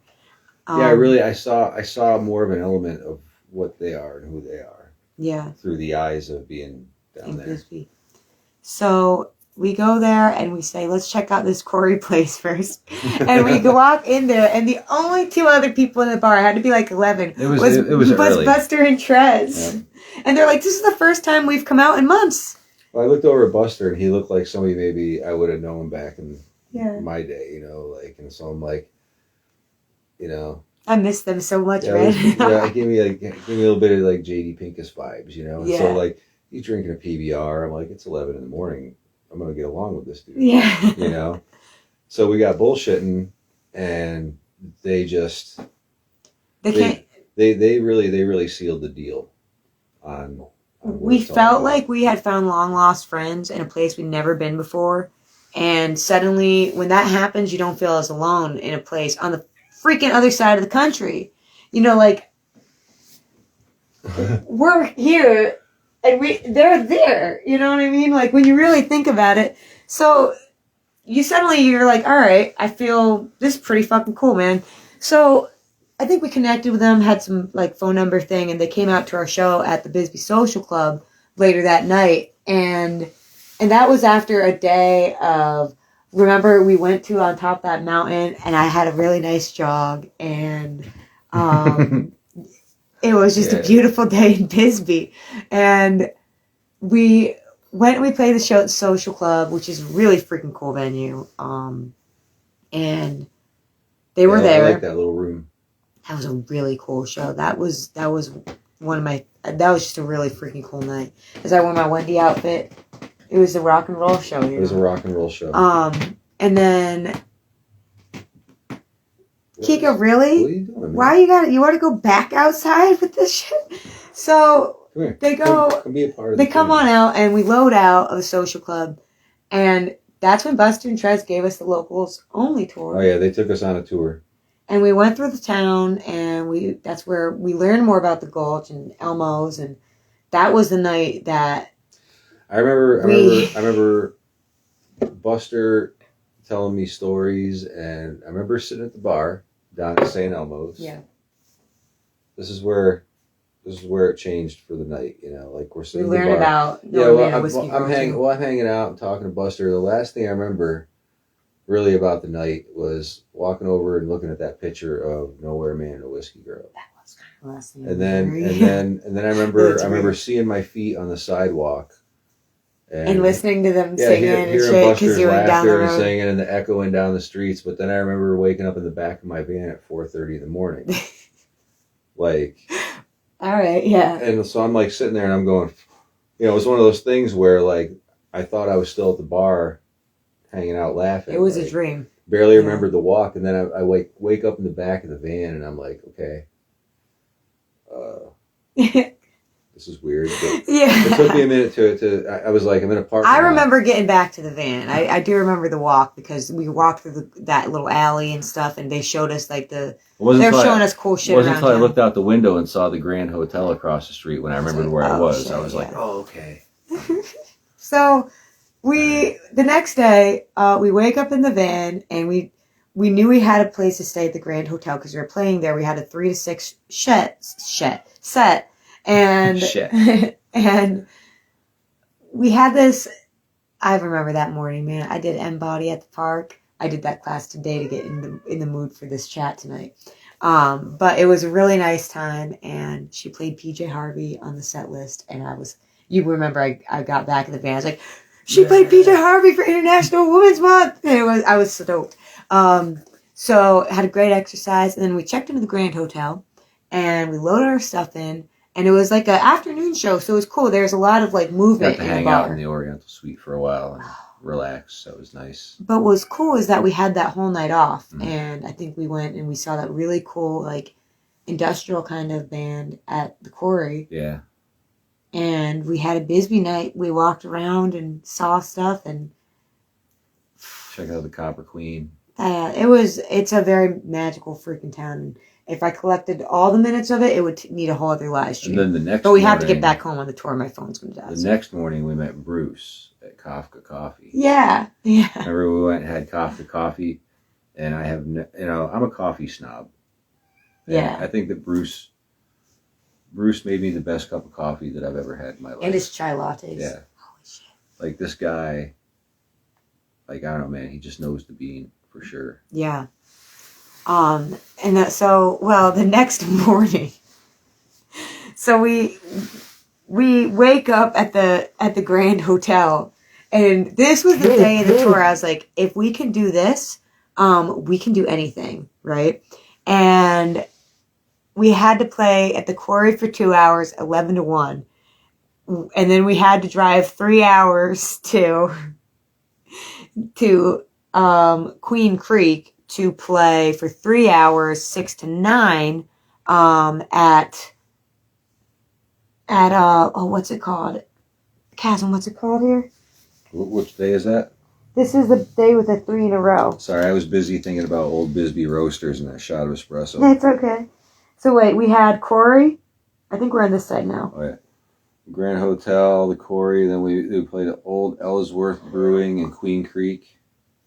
Then we played Palo Verde. Oh yeah. Okay. So this is when the tour gets really crazy. That's where I thought I saw Bryson's artwork was out back of the Palo Verde. Remember that? Yeah. I saw that drawing and I'm like, that looks just like something. That was weird. Yeah. So I think I messaged Bryson that night. I'm like, hey man, is this yours? And I sent him a picture. And he's like, no, but it's crazy.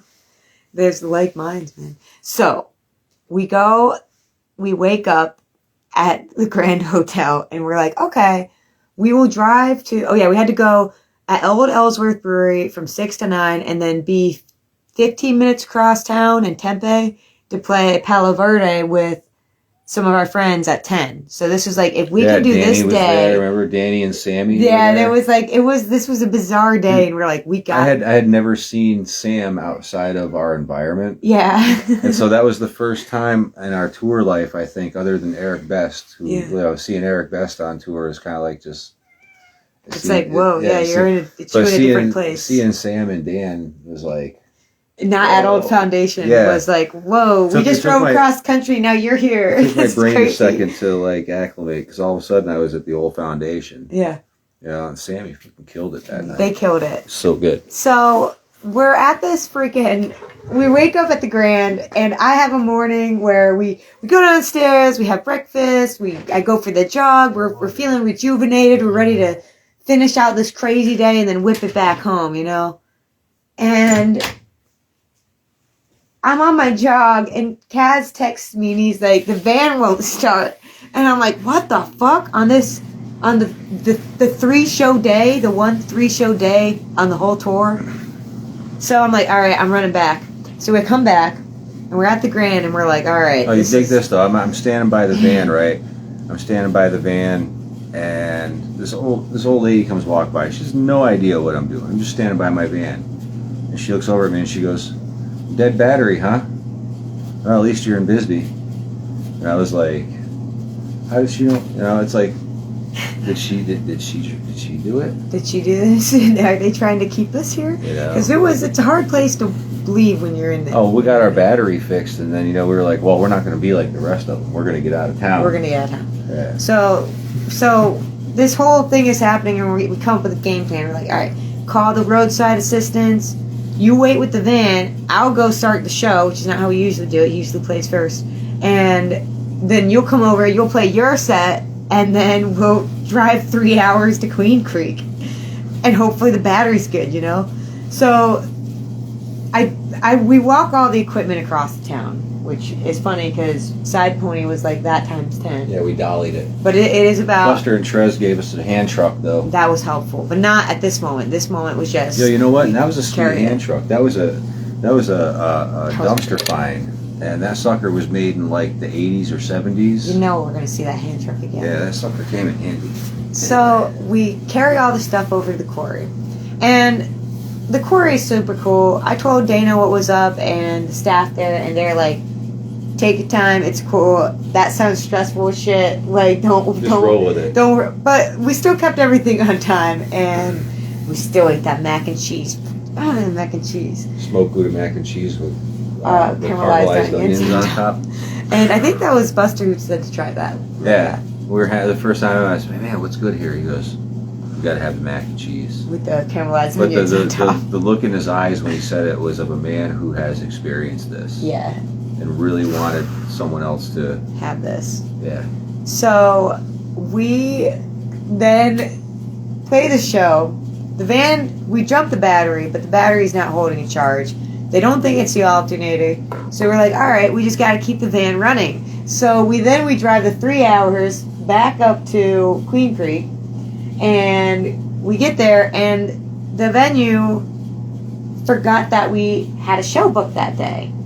But they were like, oh shit, we're so sorry, let's just still set it up. And we still had the show. It was a great time. We met a couple We made some very really nice good friends. people, and they actually tipped us enough Enough to buy a to- battery. Yeah. It was one of those like, all right, the rock gods, maybe they're looking out. Yeah. This is some kind of. Yeah, I knew, And it's when they were very vague, yeah. but they were very kind and very cool. But man, I kind of felt like, when you're sitting there and you're talking to a rock god and you're trying to be like super humble, Cool. and you know that they have rocked, Yeah, something. and they're looking at you like, okay, kid, That's how it felt. Yeah. Yeah. And it was just like, who were they, man? they're friends Yeah, now. they're We're friends friends now. again. We're Facebook friends. Thank you guys. We told that really helped. yeah, we told them what was going down and stuff like that, and lo and behold, they rode away, and we checked, and we're like, Whoa. all right. So we finished up that show. It was really nice. There's a lot of kids. They got a lot of kazoos. Got a battery. And we're like, all right, we can get home. And then we go to the San Paulo. We're like, all right, we zip over to the third venue of the day, and it was totally different vibe for the other two. It's punk rock as shit. It's a rock and roll night, and we're wiped out, but it's fucking time to rock. It was nice because the bartender was like, y'all do whatever you want. Well, we got to jam with Yeah. Danny on drums, and that's always like, he's a great drummer. So that was Well, it was cool because Danny and Sam kind of towed the line that night too, Yeah. and gave us a little bit of a break, a much needed break. yeah, they're like, and play as so- long as you want. Yeah, like I went I up. had no I think I words. ripped out like maybe 3 tunes or maybe 4, and then I fucked off. I can still remember rocking pretty hard. That was a crazy Yeah, night. Sam and Danny really gave us a good It was break that night. Though. it was awesome. So we had 3 days off, and we're like, oh, Monday, Tuesday, Wednesday. Yeah, it was Sunday. Weirdly enough, Sundays you can usually get 2 shows because they like that. People on Sundays do the brunch. And Corey's cool because it was like rock and roll brunch. Yeah. But yeah, somehow we made it through that day, and then we had 3 days off in a row. And we're like, what do we do? Maybe we should go to the Grand Canyon. Maybe we should go to Flagstaff, see Taos or something like before we had to go to Las Well, Cruces. we were thinking to ourselves, we're definitely not just going to go right back to Bisbee because that's what they say everybody always happens. Yeah, if Bisbee wants you, you're going to go right back. Yeah, so No, we're we're like- not going to do that. So we're like, no, man, we're going to go find something to do. We looked at some cacti, And we went to Parker Canyon Lake. and because we're like, there's no water out here. I'd like to go swimming. I was starting to feel that feeling, Yeah. like that because I'm a river person. Yeah. I'm a river baby. So it's like, I was literally, I feel like I was hatched from the Delaware River, and so if I'm away from a water source for too long, I start to feel anxious. Yeah. And so we found Parker Lake. We're like, there's this beautiful lake in the middle of The desert, nowhere. yeah. In the It middle looked of the like desert. New York. It was Yeah. really weird. Middle of the desert. But it's like we didn't realize how long the drive it was out. And then when we hit, it's like nothing but just desert. And then all of a sudden we turn right and we go up this road. And all of a sudden It's just it looks like a sim neighborhood. There's like grassy lawn and a house. And we're driving on this curvy road, but then it turns into this like real surreal woodland Right. area. Right. It was like trees, and it was very, very surreal and odd. Yeah. And I remember getting a weird feeling, like this is a weird. This feels like odd, This is a little weird, dude. Yeah, there's people are camping. But by the time we got there, there was no. It was dark. It was getting dark out. There's really no one there. As we come up over the hill, we see the lake, and how the sun was setting. It had turned the lake pink. like electric pink. Yeah. It was crazy. Took some pictures. Looked back on the pictures. Looked like there's UFOs in the pictures. Creepy shit, man. If this wasn't live, I'd edit it in, but we wanted to do this live. Yeah, we can talk about the shapeshifters and the weird stuff that went Oh, we down. want, but so God, so we're gonna skip Yeah. some of that shit just because that's coffee conversation. Yeah, it's coffee conversation. But it was really so. But what we can tell you is that it's like 50 miles out this canyon on dirt roads, which we didn't realize. Like 50 hours an hour drive out, no problem. Yeah, it's like going to Binghamton. Like 2 hours. Yeah. And It's like on going to our Middletown, yeah, On our way back out, because we're like, I don't want to hang here. This is pretty. This place is a little nuts. It There's is no not like going to reception. Middletown. It's not like Middletown or Binghamton at all. It's like where? Why is there a lake in the desert? So we're driving out. Electric Pink Lake. Yeah, we're driving out, and there's these two like drones in the sky, right? There was one at first. It came up like this. Yeah. It was like this one thing, and it was up in the sky. So we're driving down the road, and it's here. Yeah. And so we're driving, and all of a sudden, it splits into. It goes. Yeah. We And we got it on footage. video, so Yeah.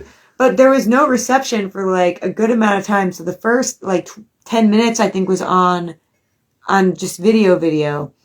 And then Flying I live ahead of streamed it us. for like 50 minutes. And it wasn't a drone. And they were doing It like was circles around the car. Like we thought drones or maybe it was Border Patrol. Yeah, I ruled that out though because man, it Unless it was like Border Patrol just like bored and fucking with us. Maybe, But maybe. I don't. Hey, look I at the don't hippies. think. Yeah, let's hear what they're. Let's fuck Let's with the listen to them, hippies. and then they're listening in like. This is boring as Dude, do shit. you think that's aliens? Dude, and then they're in their little control room going, dude, they think we're aliens. Let's fuck with them a All little right. more. 48 miles. I don't think it was Border Patrol. I think they'd probably better. They got better things to do. Yeah, they're not going to waste their time. But so this was trippy, and we ended up going back to Bisbee, and like no, it's we trippier than that. hightailed it back to It's Bisbee. trippier than that because we did not pass another car except for the weird shapeshifters. Remember that? That was weird as shit. But That like I was said, weird. that's another conversation for believers. But like, They're just weird people. so for 48 miles, these two lights followed us, and as soon as we hit the tunnel to go down into Bisbee, they went. And It's just, like it was weird. and we were not stoned. We were not drunk. No, Like it was no a drugs, very no sober alcohol. day. Good coffee. A Thanks lot to of coffee, Kafka, yeah. Well, coffee, and then we went to Walmart. I remember having like a lot of maybe like Monster and some like Couple Black Black Rifle Rifles. coffee or something. But yeah, it was that was very. I remember we took a nap at that desert with the cacti that day because we had the pass. And we The Black napped Rifle for a while. coffee has kept me alive on the road. That's another Coffee in story. general. So we went back to Bisbee, and I think it was pretty much just a day or two of rest, hanging around the town. We went to the jam, made some more friends around the town. Probably that's where we learned about side pony, because we were hanging out. Basically, the Grand was our home base. You know what I mean? Like Yeah, we there's got places to go, and the fucking Bloody Mary. right, the Bloody Mary. Dude, it was just such a magical town, and we reluctantly left on Thursday morning, but it wasn't too reluctant because we had some cool things to look forward to on the rest of the tour. It was kind of a tough leave for the first couple hours, but then once we got back into the flow. Because you start making friends, man. Like, and it's just you make friends everywhere, but that town in particular, you make a lot. It's It's like, you walk around the town and you think about the friends we have back here. Like, I have a few in particular that when I'm out there, I think I'm could walk right around the I'm corner. like, man, I would love for them to fly into Tucson and just come out here and spend a couple days with us. Like, Richard Travis, Callie Seastrand, you know, like just to, because it's just to name a couple. Just like I could see like all of our friend group like turning a corner when we're hanging out in Bisbee, and be like, "Yo, what up?" Because it's got that kind of just vibe. It's just a very cool town. So we leave Bisbee, and now we're finally heading back east, and we drove to Las Cruces, and we played an open mic at the Pikachu Brewing Company. I don't think we say it right. Pikachu. It's Picacho, Picasso or something. right? My sister would know. Yeah. She was there, and she played, and it was a really great time. And I went for a hike, and you talked to that guy for like 2 hours while we were on the hike, right? He was the coolest. He was the coolest. Yeah, this park ranger. I'm sitting there in the van. Her and her sister went off on a hike. It was like it seemed like something at the beginning of a horror movie at first. I'm sitting there like, all right, I'm parked in the middle of nowhere, and so all of a sudden this dude comes up and he starts talking. Man, I forget his name. He was a ranger. Yeah. That worked at this park. And if I remember his name, I'd give him a shout out because he actually played in a band. Yeah. And so he and I got talking about music for like damn near 2.5 hours while you guys were out hiking. Yeah. And then y'all came back. And you left? Like, yeah, well, the thing is, we could have sat there and shut the shit for another 2 hours. Yeah. Yeah. He says, they're gonna be okay out there. I'm like, yeah, they're fine. Yeah. So then that night we went to the brewery. We played the open mic, and then we played the other location the next night in Alamogordo, which is really interesting. Driving through that area, like driving through the missile base, is like there's no stopping. You just have to drive through. Yeah, you gotta go. That is very bizarre out there. Yeah, you can't. There's nowhere to turn off. You just got to get through it. I think there maybe is a few like viewing stations, but like my sister told me they like lock it down. Yeah, it's not out there. recommended. Like you can't. Well, like there are spot like if you live in one town to the other, sometimes you're gonna be like an hour late because they'll lock down this 50 mile radius and be like, hey, we're doing some missile testing today, so you're gonna be stopped at the. It's like a toll bridge, like or one of those bridges, the drawbridges, except like missiles and desert, and it's beautiful. It's cool. You get a sci-fi vibe. Yeah, You know? yeah. I do anyway. My sci-fi mind kicks in, and I'm like, oh man, Mad Max. That's more Roswell than Roswell out there. Like that's. Yeah, Roswell to me is just like a cool town. Like Yeah. I don't even. It's weird because I don't see the aliens. Yeah, I don't really think about the aliens much when I'm in Roswell. Yeah. You know, I'm hanging out and there's Juan. Oh fuck, can't wait to see Juan I again. know, man. I miss him. You know. So we then we drove through this thing. We went to the White Sands. We shot some of the music video for Damn Time at White Sands. That was really cool. Had a really nice job. And then we drove down LaGuardo, played a nice little set there. And then we moved on to Roswell. Guardo. It's got to be Roswell. Cruces on Guardo. Oh yeah, Black Cock Brewery, Roswell, New Mexico.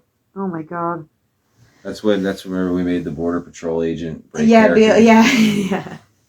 Well, and that was also the day that we were like, okay, let's go find a place to shower, like a park or something. And we looked online, and we found Bottomless Lake State Park. And Faith Kelly almost got us at 311. And it was a nice day. Miley Cyrus put out her new album, and it was like 95 degrees out, and I wanted to go for a jog in my workout bikini. You know, it's like, you know, it holds everything in, and no issue in Florida. Everything was tight. Nothing was falling Nothing's out. falling. Yeah, it's not like I'm not naked. And so I'm going for this jog. I'm having a blast. This is great, you know. I'm oblivious. I'm in the back of the van folding laundry and like, you know. I get back. I do some M body to finish it up. I'm talking. Oh shit, 5%. I gotta plug this thing in. I'm talking. Yo, we could get the little white wire from the. Because we're almost done with the tour. I just don't want the phone to die. It's like the story of my life on the road. Yeah, like my white keyboard Moog charger. I'm going for this jog, and I'm doing some like push-ups and stuff by the bathhouse. It was a very windy day. Ooh, a long one. And then I don't even know how I should wait. I'm saying like the little white cable that I use to plug my Moog into the wall from the cable bag. Would that work? Mm-hmm. Or maybe just my laptop. This is the real truth of it. Keeping the phone up. Oh wait, I know what you're saying. Just because I don't want to change the setup too much. Yeah, plug this in. And I'm in the van, and it's a very windy day. And I'm going through all this stuff, and I'm trying to get my workout clothes, and it's in this moment that I take off my top thing, and I'm holding my chest in, and all this trash blows out of the van. So I do the thing, I run across the parking lot, and I try to grab the trash because I don't want to be a litter bug. And that's when we hear a little whoop whoop. And I'm like, fuck.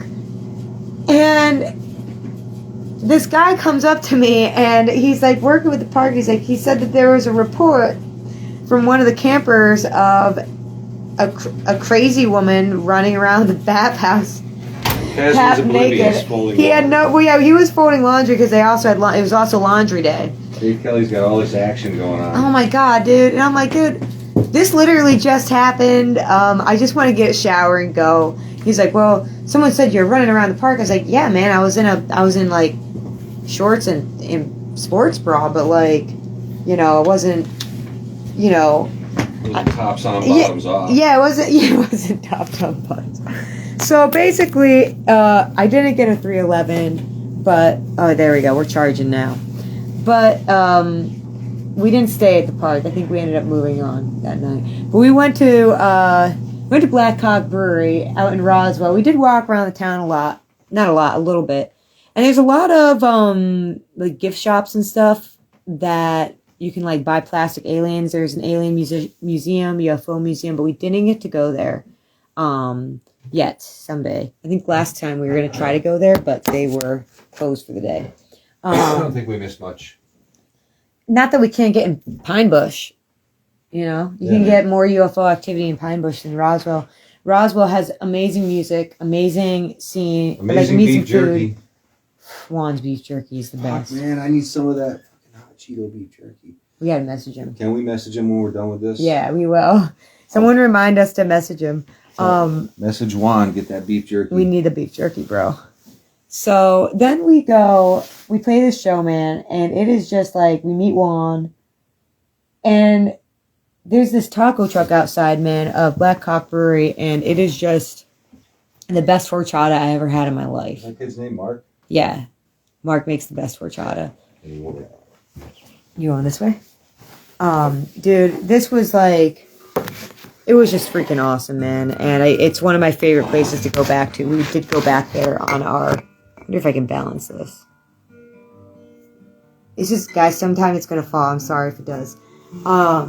But yeah, we played Black Hawk Brewery, and then we're heading back across the country. It's nice and warm out, sunshine, everything's going good. Where we go then? We did Oklahoma, or? So you went from Black Hawk Brewery. I get my glasses. I need more coffee soon. You'll do an intermission after this. Let's just figure out where we're going. Grab some coffee. Let's see here. Pikachu. We're almost there. Black Hawk. 11's Alley. JJ's Alley? Oklahoma City. JJ's Alley. That's Oh, where I left my jacket. shit. JJ's Alley. Okay. Then Trolley Stop. Alright, so will you play a little country song a little bit while I go re-up the coffee, and we'll go from Oklahoma home.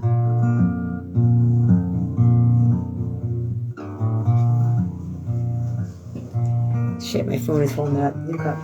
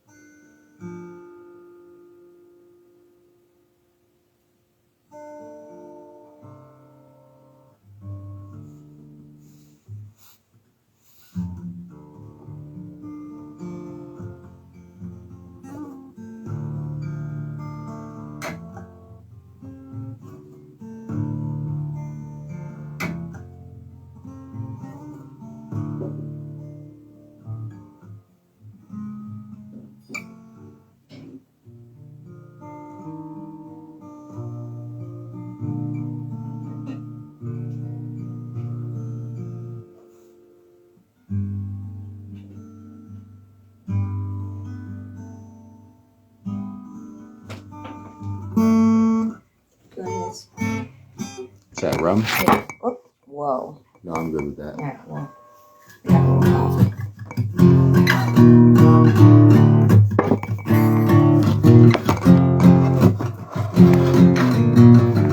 If I can balance it like that. Oh, yeah. All right. So, you know, this actually makes sense. The phone is dying, and like the that we're kind of crooked at this point of the Hey, video. I got an idea.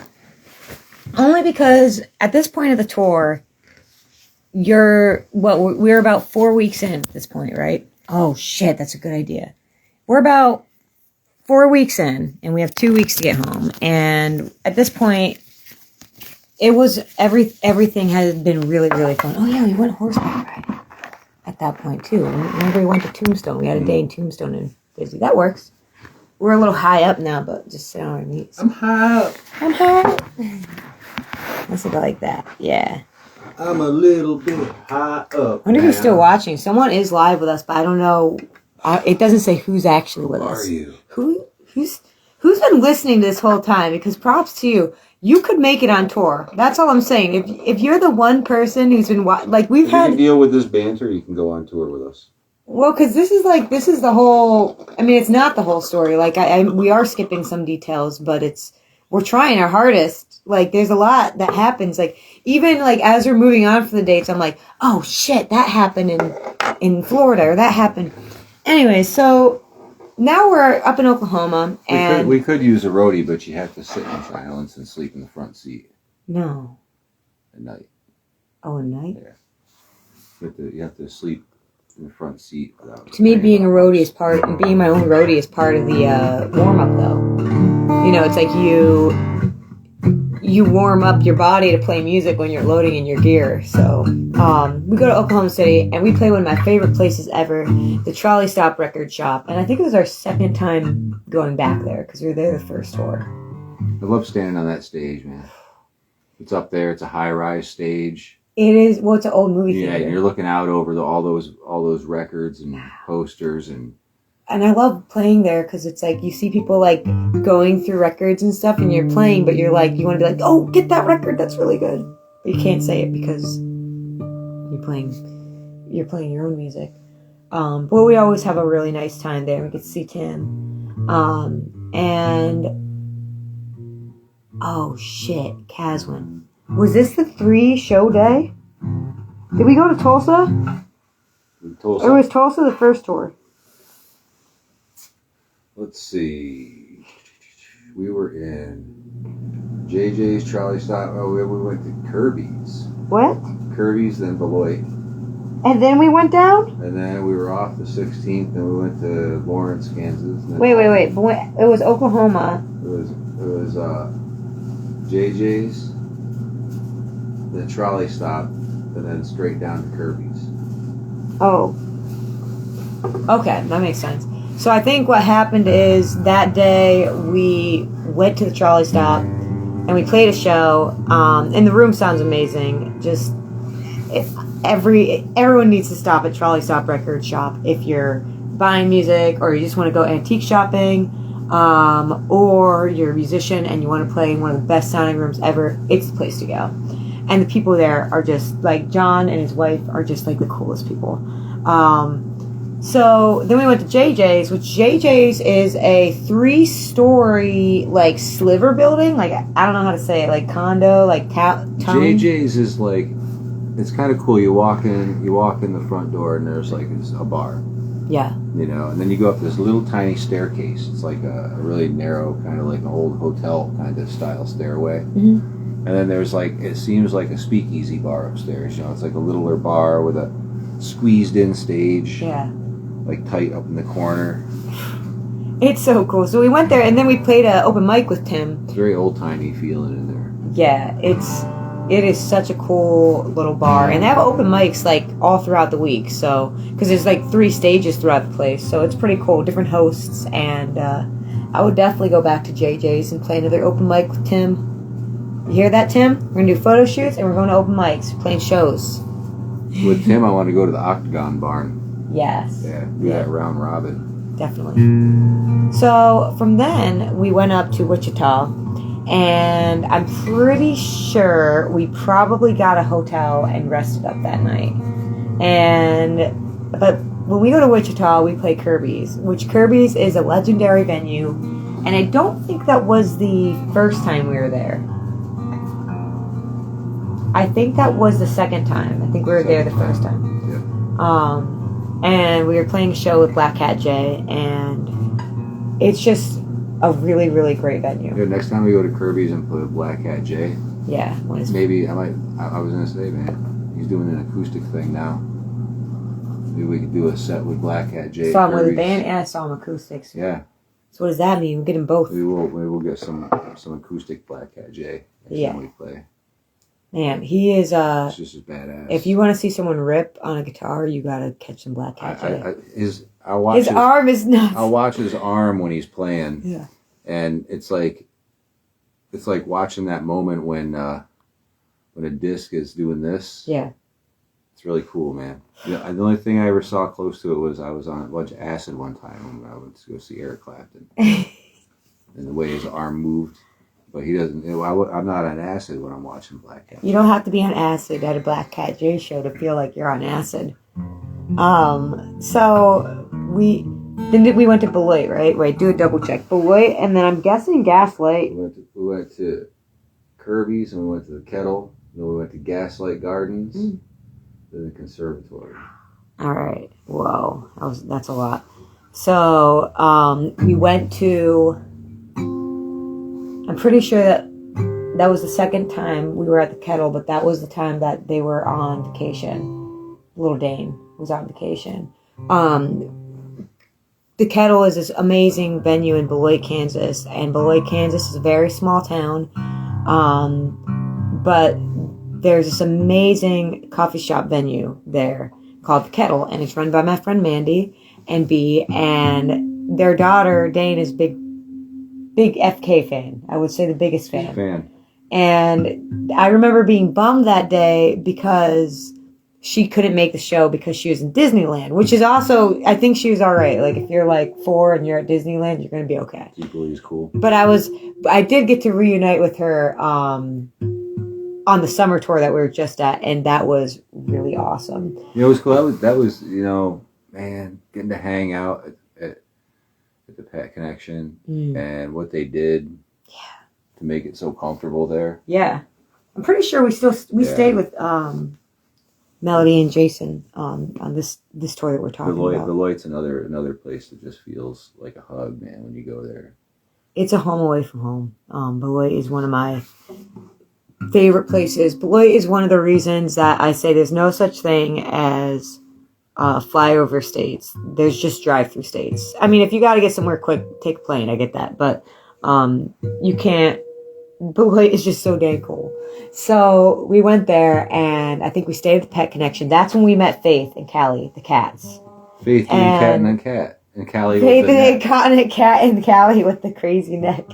And we're like, whoa, it's like me and Callie Seastrand, but in cat form. So yeah, Pet Connection, really cool spot out of Beloit, Kansas, and Kettle, just a very magical town. And then we went to Lawrence, and we played. It was St. Patrick's Day, right? And I went to my first St. Patrick's Day parade in Lawrence, Kansas, and it was just a sight to behold. That was a fun. That was a great parade. It's another one of those days where I guess it was just you were allowed a day drink. They didn't care yet. A little blurry on that day, honestly. Actually, I'm remembering more of it. The night before, okay, wait. So it was Beloit, and we were driving from Beloit to Lawrence, and we fell asleep in the van, and I'm pretty sure that's when we woke up, and it was 14 degrees out. Ice storm, yeah. And we said, "Oh fuck, we're not in fucking Florida. I put a towel We're over not the window, in Bisbee." Like, you put a towel over the window for privacy, and I went to roll the window down, pull the towel in, not knowing that it was like ice storm outside. And so I woke up at like 4 a.m. in a Walmart parking lot to a towel full of ice sliding through the window on me. And I'm like, holy shit. I looked out the window, and I wonder why it felt like the van was moving all night. And it was the freaking wind, man. And then 2 hours later, it was gone like it never happened. dude, it was the coldest time I ever woke up in the van, was waking up in Kansas, and just fucking 14 degrees. Okay, 30 degrees, you can bundle up and get, even 20 degrees, you can kind of be warm. But when you get into like the 12, 14s and that bitter wind, and I think that was the point that we said, fuck it, and we got a room because we were just we needed to warm up. And then we checked out of the room. It was a nice room, too. Yeah, it was good. It was a little help from Shalewa. It was a good room. And then we went to the parade. And I had never been to a parade before, so that was really special to be. What's up, dude? It was really special to be at a parade in Lawrence, Kansas for St. Patrick's Day. I had never seen anything like that. That was a full community, dude. That was like Lawrence, Kansas is a lot of fun. That's a cool town. Yeah. And so then we played Gaslight Gardens, and we played it inside. And honestly, I feel like it was like the true party people of the weekend. Because like when you go to St. Patrick's Day and it's Sunday, I think it was a Sunday St. Patrick's Listen to Day. this chord. Whoa. Sounds a little Kathy Geary to me. So we went and we played Gaslight Gardens, and man, it was just a really great time. I love Lindsay and all of the friends over there, and this was not the time. We went there another time, but another cool little coven of people, man. Yeah, it's there's like these little pockets of most excellent people, and we have one of those of our own out here in the Catskills, but we felt like just in the year anniversary of this crazy journey. Like we have a friend right now, and she's out on the road traveling. Yeah. But the nice thing about doing this is like we can recommend her like to meet people. You know? Like, so that's part of doing this is like when we have friends out on the road and y'all are traveling and you're like, man, we're in, Beloit, Kansas. Yeah. Oh wait, Faith and Caswin know people out here. You're gonna meet. You're gonna meet B, and you're gonna meet Mandy. You're gonna meet Jason and Melody. And just a bunch of legendary people. Yeah, and they're the hospitable people. Like if you're traveling and you're tired, and you're in Minot, North Dakota. Oh my God. You can go to the Hotel Revel. Mm-hmm. Be like, oh, this is the place, Faith and Kaz were talking about, and just say, hey, Shalewa, this is, and everybody's got friends, man. Lawrence, Kansas. Give the Appleseed Cast a listen. All right, man, we'll do. Hell yeah. Is that a band or an album? So then, from Lawrence, somebody Kansas. mentioned that to me when we were out there last time. I think that's when we were out in Lawrence last time. Somebody mentioned that to me. Oh shit! I think it was what's his name? At Hoover, Thomas Hoover. Might have been him, but we didn't meet him on this trip. We met Thomas Hoover on the second trip. The last time out. So then we went to Alton, the conservatory, which just another really cool venue. I forget who we played with that night, but that was our second time playing at the conservatory out in Alton, and it's a very cool place. Trying to remember. There's a point on the tour where you have your eyes on the prize to get home to the cat, and I think we were very focused on getting cross country and getting home safe. Yeah, we miss our cat a lot. We get into like about 3 weeks in, and you go, fuck, man, the cat, yeah. The cats have mind control, man. I know. They mind control us. Well, the cool thing is when we went to, I remember for the first time we went to Beloit, or the second time, because it's when we met everyone. We were like, man, I really miss my cat. And I was like, if I could just have like a moment with a cat, it'd be very nice. And then the next night, we were at the Pet Connection, and I met Faith and Callie, and it was. And what about Bubba? Oh God, Bubba the dog. Oh my God, I gotta find that footage. I fucking love Bubba. He's a great dog in Pet Connect in Beloit, Kansas. Bubba the dog in Beloit, Kansas. He's a good boy. So then from Alton, where do we go? From Alton. Is that Bristol? Do we go straight, or do we go to Nashville and it not work out, and then we went? Let's see here. Oh no, we went to Louisville. Went to the Magnolia Bar in Louisville. Oh fuck. So we went to Louisville. Then we ended up at a Cafe Mackay in Nashville by accident. And then the Cascade, and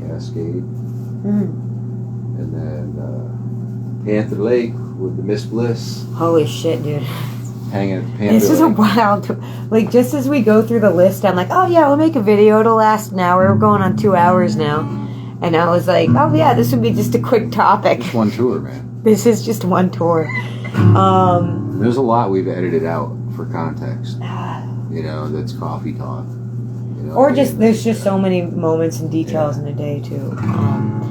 So then we went to the Magnolia Bar in Louisville. I don't know how they do it with their voice. They like stutter it. Julie wouldn't probably know how to say it right. Louisville. Yeah, the Louisville. And man, that we met Dead Speak. Yep. And we met Sad Black Lab. And it was a really great show, a lot of great music, and just kind of like a legendary punk rock night at a punk rock venue. Dead Speak is one of those bands that really caught me too. Yeah.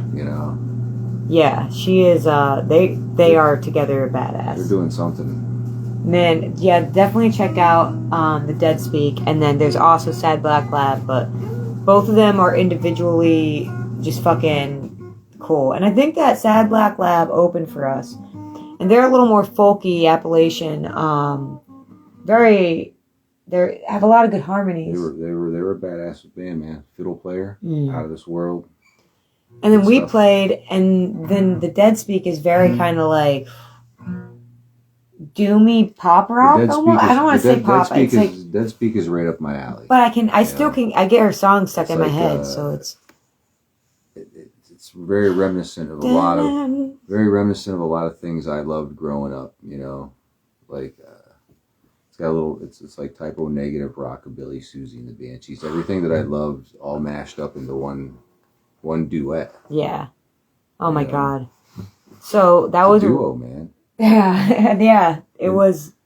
They make a good noise. I took a lot of lessons from her too, because she had the little scan it codes up saying learn about the show, and I was like, good idea. Learn about the show. Classy, man. They got the matchbooks. Yeah.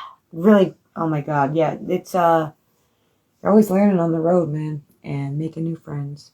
So then from there we went to Nashville, and the show didn't happen. The show we had expected did not happen, and we ended up going to an open mic, and it was just us and another person and a host, and it was a nice time, but Nashville was nothing to write home about.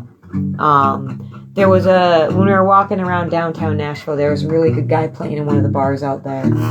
And that's really, I remember losing. It was. We were like, man, what are we gonna do? Nashville's kind of like a. We were out $14 as soon as we parked. We'll start there. We parked. It was $14 for an hour. Yeah, and so we're walking. We're like, man, okay. We went into the Kid Rock bar. We walked in and we walked out. Not any offense to Kid Rock. I dig Kid Rock or whatever, but like the bar just wasn't up our alley, And so across the street was this little kind of looked more like a little more our speed. It was called the Redneck. Some rednecks. Yeah. Ponderosa. It was like this little bar, and there was this really, just a solo guy in there, man, just playing his heart out. It sounded fantastic. So I'm like, all right, this is kind of more what I can dig. This is what I think of when I think of Nashville. And then I got my $13 Miller Lite. The $13 Miller Lite and the $20 shot of Jaeger was kind of a buzzkill for me with Nashville, because it's like, all right, dude, ooh, man, this sucks, not these little vagabonds. And then it wasn't what Nashville was a while ago in 2015 or 2020 or 2010 or even way back in the day. So Nashville happened, and I think we hit Buc-ee's, and that was a nice time. I love Buc-ee's. Makes everything better. Buc-ee's does make everything better. There you go, Buc-ee's. You can have that. That's from Caswin. Buc-ee's makes everything better. You're on the road for fucking days, man. All of a sudden, you see that little Buc-ee, man, and you're gonna have. Oh. Dude, anyway, I'm not gonna go down the Buc-ee's rabbit hole right now. The Buc-ee's makes everything better. You can have it. That's when we went to Bristol for the first time, and we got there a day early on a Tuesday, and we were checking out the town. That was the summer tour when we were driving to Bristol, not this tour. So we go to Bristol, and this time was a very nice time. Yeah, This when was you when we when you met go Michael Rose. when you go to Bristol, if you're sleeping in your van, always sleep in the Virginia side. Yes. Yeah. There's two rest The stops. Virginia Welcome Center is very, very cool. Tennessee Welcome Center is nice too, but weed's legal in Virginia, so you know, it's like we'll put that out there.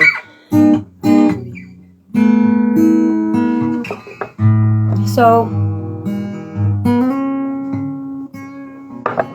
we get to Bristol, which is a very interesting town because on Main Street you have Tennessee on one side of the street and you have Virginia on the other.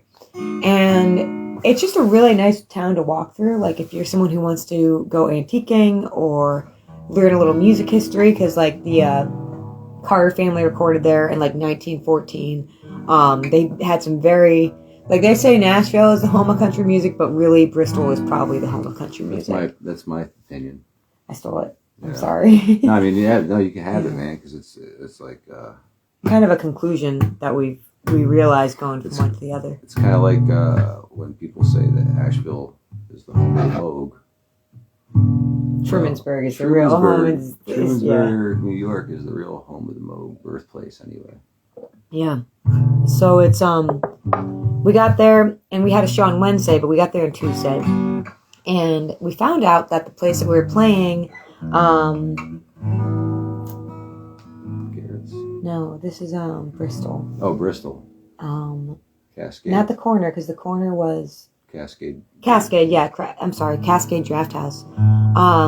We got there and we met Michael Rose. It was kind of like a Buster and Trez moment, and he was there. Michael Rose fucking rocks, dude. And we became very He's a good rock friends with god him now. right away. And we found out He's a rock god now. that he was hosting the open mic that night at the place we were playing the night after. So we went to the open mic and we played it, and we hung out with him for a while. And we found out that he was hosting another open mic Wednesday night at this place called the Corner Bar on the Virginia side of Bristol. So we played our 2-hour set at the Cascade Bar. I ate chicken for the first time ever. That's the night I really became... Mark, how could you not eat Mark's chicken? Here's the thing, guys. I'm going to be real. As a former vegan, former vegetarian, I still lean more vegetarian. But Recovering. but the thing is, when you are really, really hungry and you're in Tennessee and there is nothing for you to eat, you're going to eat the barbecue chicken that was homemade from the food truck in the back. When you're starving, not starving, but like when you're just like when you're on the road, man, you'll get hungry. Mark was a dude who he lived to barbecue. Mark lives the barbecue, yeah. And there was no sauce on that chicken. No, That was just dude. I was not always vegetarian, but this chicken was damn good. So yeah, that was a momentous night, and we made really good friends with Michael Rose, and which rest in peace, peace, love, and rock and roll, dude. Rock and roll, brother. Because we were talking to him, and we were going to see him on the summer tour that we went on in August. We were jazzed. We had shows planned together, and we were going to go spend some time in Bristol. And he had passed away about 2 weeks before we'd gotten there. He's a legend to Bristol and that music scene, and it sucked him not being there when we came back around the second time. So, but this tour was the first time that we met. We'll talk about that tour later. So, Bristol was a magical time that first time around. We made really good friends with Michael Rose, and we wish he was still around, but we send our love out to him. So wait, from then He would like that. we went to, I know we went from Bristol. We went to, what did we do after Bristol? We do after Bristol. Yeah. Let me see.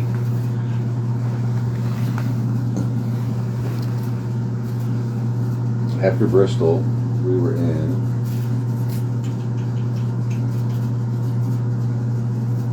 Nashville, Bristol. We went to Raleigh, North Carolina. Oh yeah, we played at we did the Panther Lake. oh yeah, we did 2 shows that We day, did Alley Cat Records. and then Spaz Fest. Yep. And then we went to Spaz Fest. And then Zissimo's. Oh shit, guys, we're almost. So at this point, this is, if you watch this whole video, Zissimo's. if you really watched this whole video and you made it to, we got to be way past 2 hours at this point. We're almost made it home. This is a 6-week tour. This is a marathon. This is not, even 4 weeks doesn't seem as long as 6 after this. Yo, you know who's got us beat? Scott Yoder. Scott Yoder has us beat. If y'all ever get a chance, I'm pretty to go, sure Dar Sombra has us beat too. I think they did 8 weeks at one point. If you guys ever get a chance to check this dude out, his name is Scott Yoder. He's a touring maniac. He plays all over the country. Well, man. you start seeing people who play the same venues as you do, Like like this get dude- posters up and stuff. This dude is a hard working mofo. Yeah, and I hope our paths cross. There's a lot of there's a point. Remember when we were touring and people were like, "Oh, there was this German couple who was just coming through," and we never figured out who this German couple was for like a week. I think it was on this tour. They're like every venue, one after the other, is like, "Oh, you guys remind us of this German couple," and they're not. They're like, we don't remember their name. Wie geht's dir, mein Freund? Mir geht's gut, ja? So we didn't find them, but we do see people on the road like Scott Yoder playing a lot of the same venues that we play, and we're like, shit, we gotta bump into him someday. But yeah, maybe one day we'll do. Yeah, 8 check him out, weeks. man. He's an interesting dude. Or 10 weeks. So then we went to Raleigh and we played a Spaz Presents for Hopscotch, the Hopscotch Festival, and it was a daytime show. And man, here we go, Jeff Blinder, he puts on some great shows. That's one of the best. He's so organized, man. Yeah. 'Cause when you first get there, you're like, wow, man, this is chaos. Because you're looking around and you're like, it's North Carolina, man. there's like all these musicians, all these bands all over the place, and you're like, this is crazy. And everything But- runs on time. Yeah, but then you see how well organized everything is, and there's one man behind it, man. Yeah. Well, there's a lot of There's people. a team, yeah. And There's a nation behind it, but there's a man that is he's a servant leader. He's like one St. of the, Jeffrey. Yeah. And we can't. So this is what will bring us back. This is what's going to bring us back around to what we're about to do in the next month. So I would tribe up with Jeff. Oh yeah, You know, absolutely, man. The whole scene is just. if we had to do the island thing. It's a beautiful group of people, and I love them. So we go play the Hopscotch. Well, the Raleigh Presents Hopscotch daytime thing at a legendary venue in Raleigh, and it was a great time, man. A lot of really good bands. House was packed, and then we had to zip on over to what's the name of the campground? Panther Lake. Panther Lake. Yeah, But that's where that's where we met Miss Bliss. That's where we met Miss Bliss, and that's where we met So many cool people, man. They're running through. I know, dude. Dude, well, Miss Bliss wiped my mind. Those guys are mind wipes. Yeah. You get in the Miss Bliss rabbit hole. Next thing you know, it's like, oh man, I just remember. I get in the Miss Bliss rabbit hole. It's like, I remember that gig with them. Oh, Mark. That's where we met Mark. Mark Griffin. Mark Griffin. And we got to see, and he fucking ripped it up that The night one too. who- the it one was who a put it legendary together, night. man. Yeah, he put the whole fucking thing But the together. whole he was the silent wizard. He is a silent wizard. Yeah. He's like a mini Jeff, man. Yep. And he also freaking rocks it, man. So this was a legendary night, and it was also like, cause we went to the what's it called, Slim's downtown. In Raleigh, it was rock and roll at 2 p.m. Like it was full on rock show. A lot of people there. I barely, my memory of Because that we were is- just driving, and those early in the day shows are sometimes so weird my because you're brain like is still like waking up. It's like a stretched VCR tape that's been recorded over too much. Yeah. Some of the time. And then it was cool because the Panther Lake show, I mean, it's still rock, but for us it was like kind of just nice, like chill, Kick back. beautiful lake, beautiful sunset. Then you gave all the Bliss Boys kazoos. Oh my god, that was so cool. They went ate shit for a while. And then the next day we all went to Greenville to Spaz Fest, which we will be returning to this year on Friday, for a Ken Mujo set with the Lolly Bombs, which is going to be freaking insane. Um, I'm St. gonna- Jeffrey, man. I'm gonna He's whip doing out. it I'm again. gonna whip out the 3-song set and fuck off because I want to listen to this shit go down. Let's see what happens. You know what I Yeah. mean? Like, so we had 3 shows at Greenville, and all right, I'm gonna be real here because if anyone is gonna watch this deep into the video, you deserve the real shit. On a 6-week tour, if you're a female, you're gonna get your period twice, and it happened. I got my fucking period in Greenville, just like I did in San Antonio. And Yeah. it was really, really hot. And I was like, let's find a campground with a shower. And we found a campground with a shower. We drive out to the middle of nowhere, and the shower was like this weird fucking Wasn't it hut. sponsored by the Naturalist No, Society? that was in oh shit, that was in Texas. Yeah, remember the Naturalist At that Society? park that we Yeah. stayed at before the whole Thank we you, did Texas. laundry. Texas Masters Naturalist Yeah. Society. That was a great shower. But this was like a family campground. And I messaged them and they said it was cool to come through and camp for free or whatever. Like no one was there. And there was just like a hut with like a pumped water filter. And like it was sweaty and humid out, man. I just needed to cool off, man. Like, Yo, it was. I felt and like the hotels were expensive.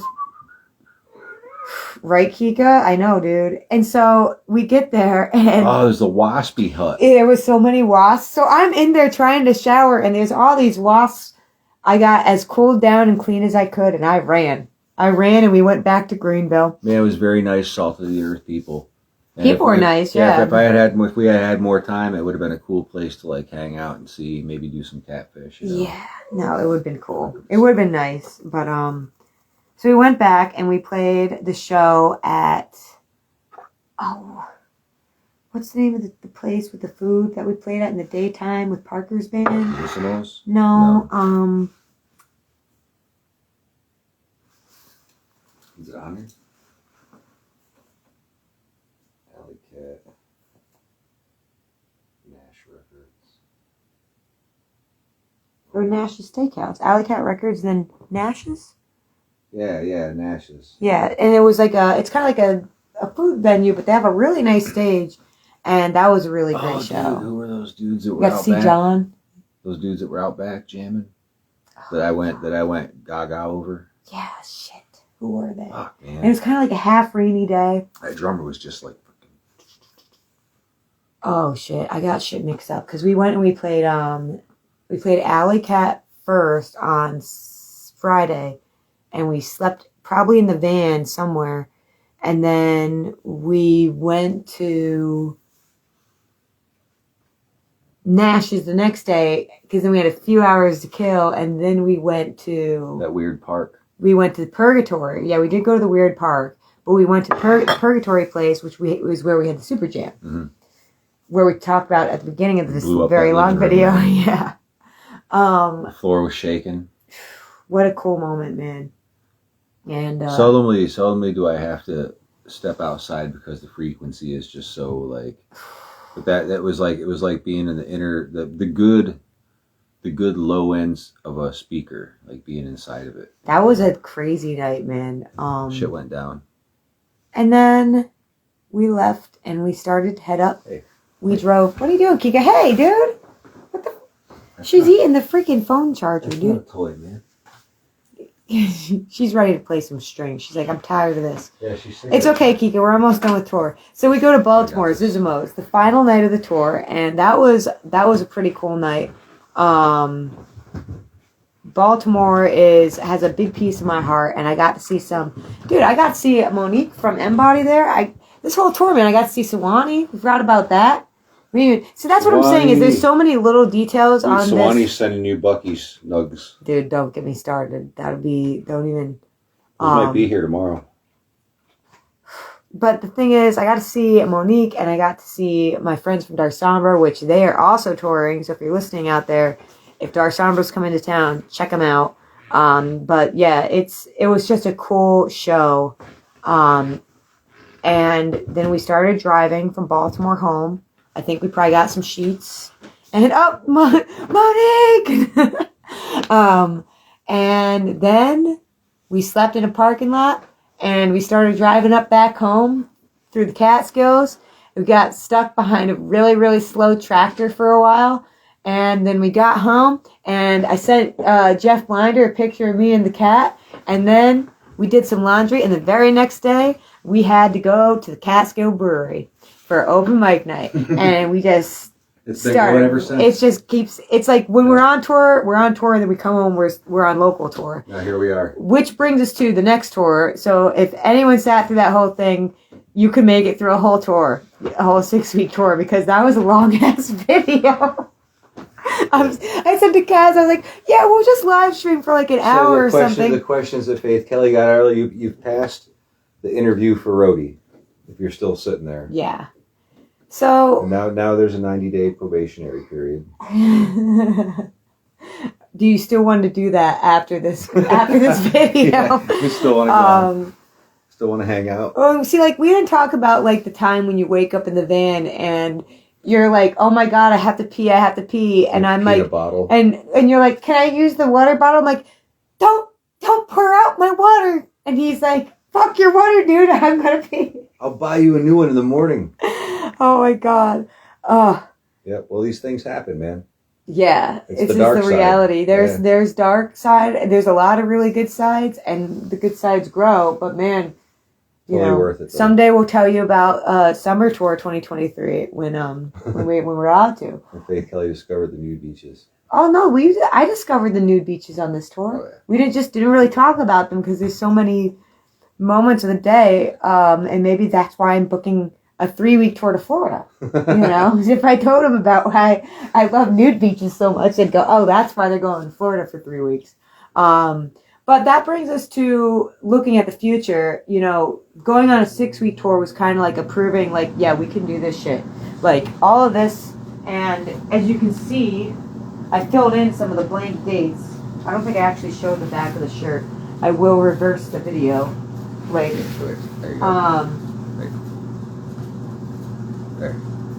It was a long ass tour, and every tour is a long ass tour in its own right, but this year we're kind of experimenting, because you can't do the same thing twice. That's one thing I know. And we're experimenting we're keeping them all under a month so that we have some wiggle room for surprises. In case, we'll see what happens. So yesterday we announced our run to Florida, which technically it's a 5-week tour because we're going to start it March 1st and end it, April 7th? Something like that, yeah.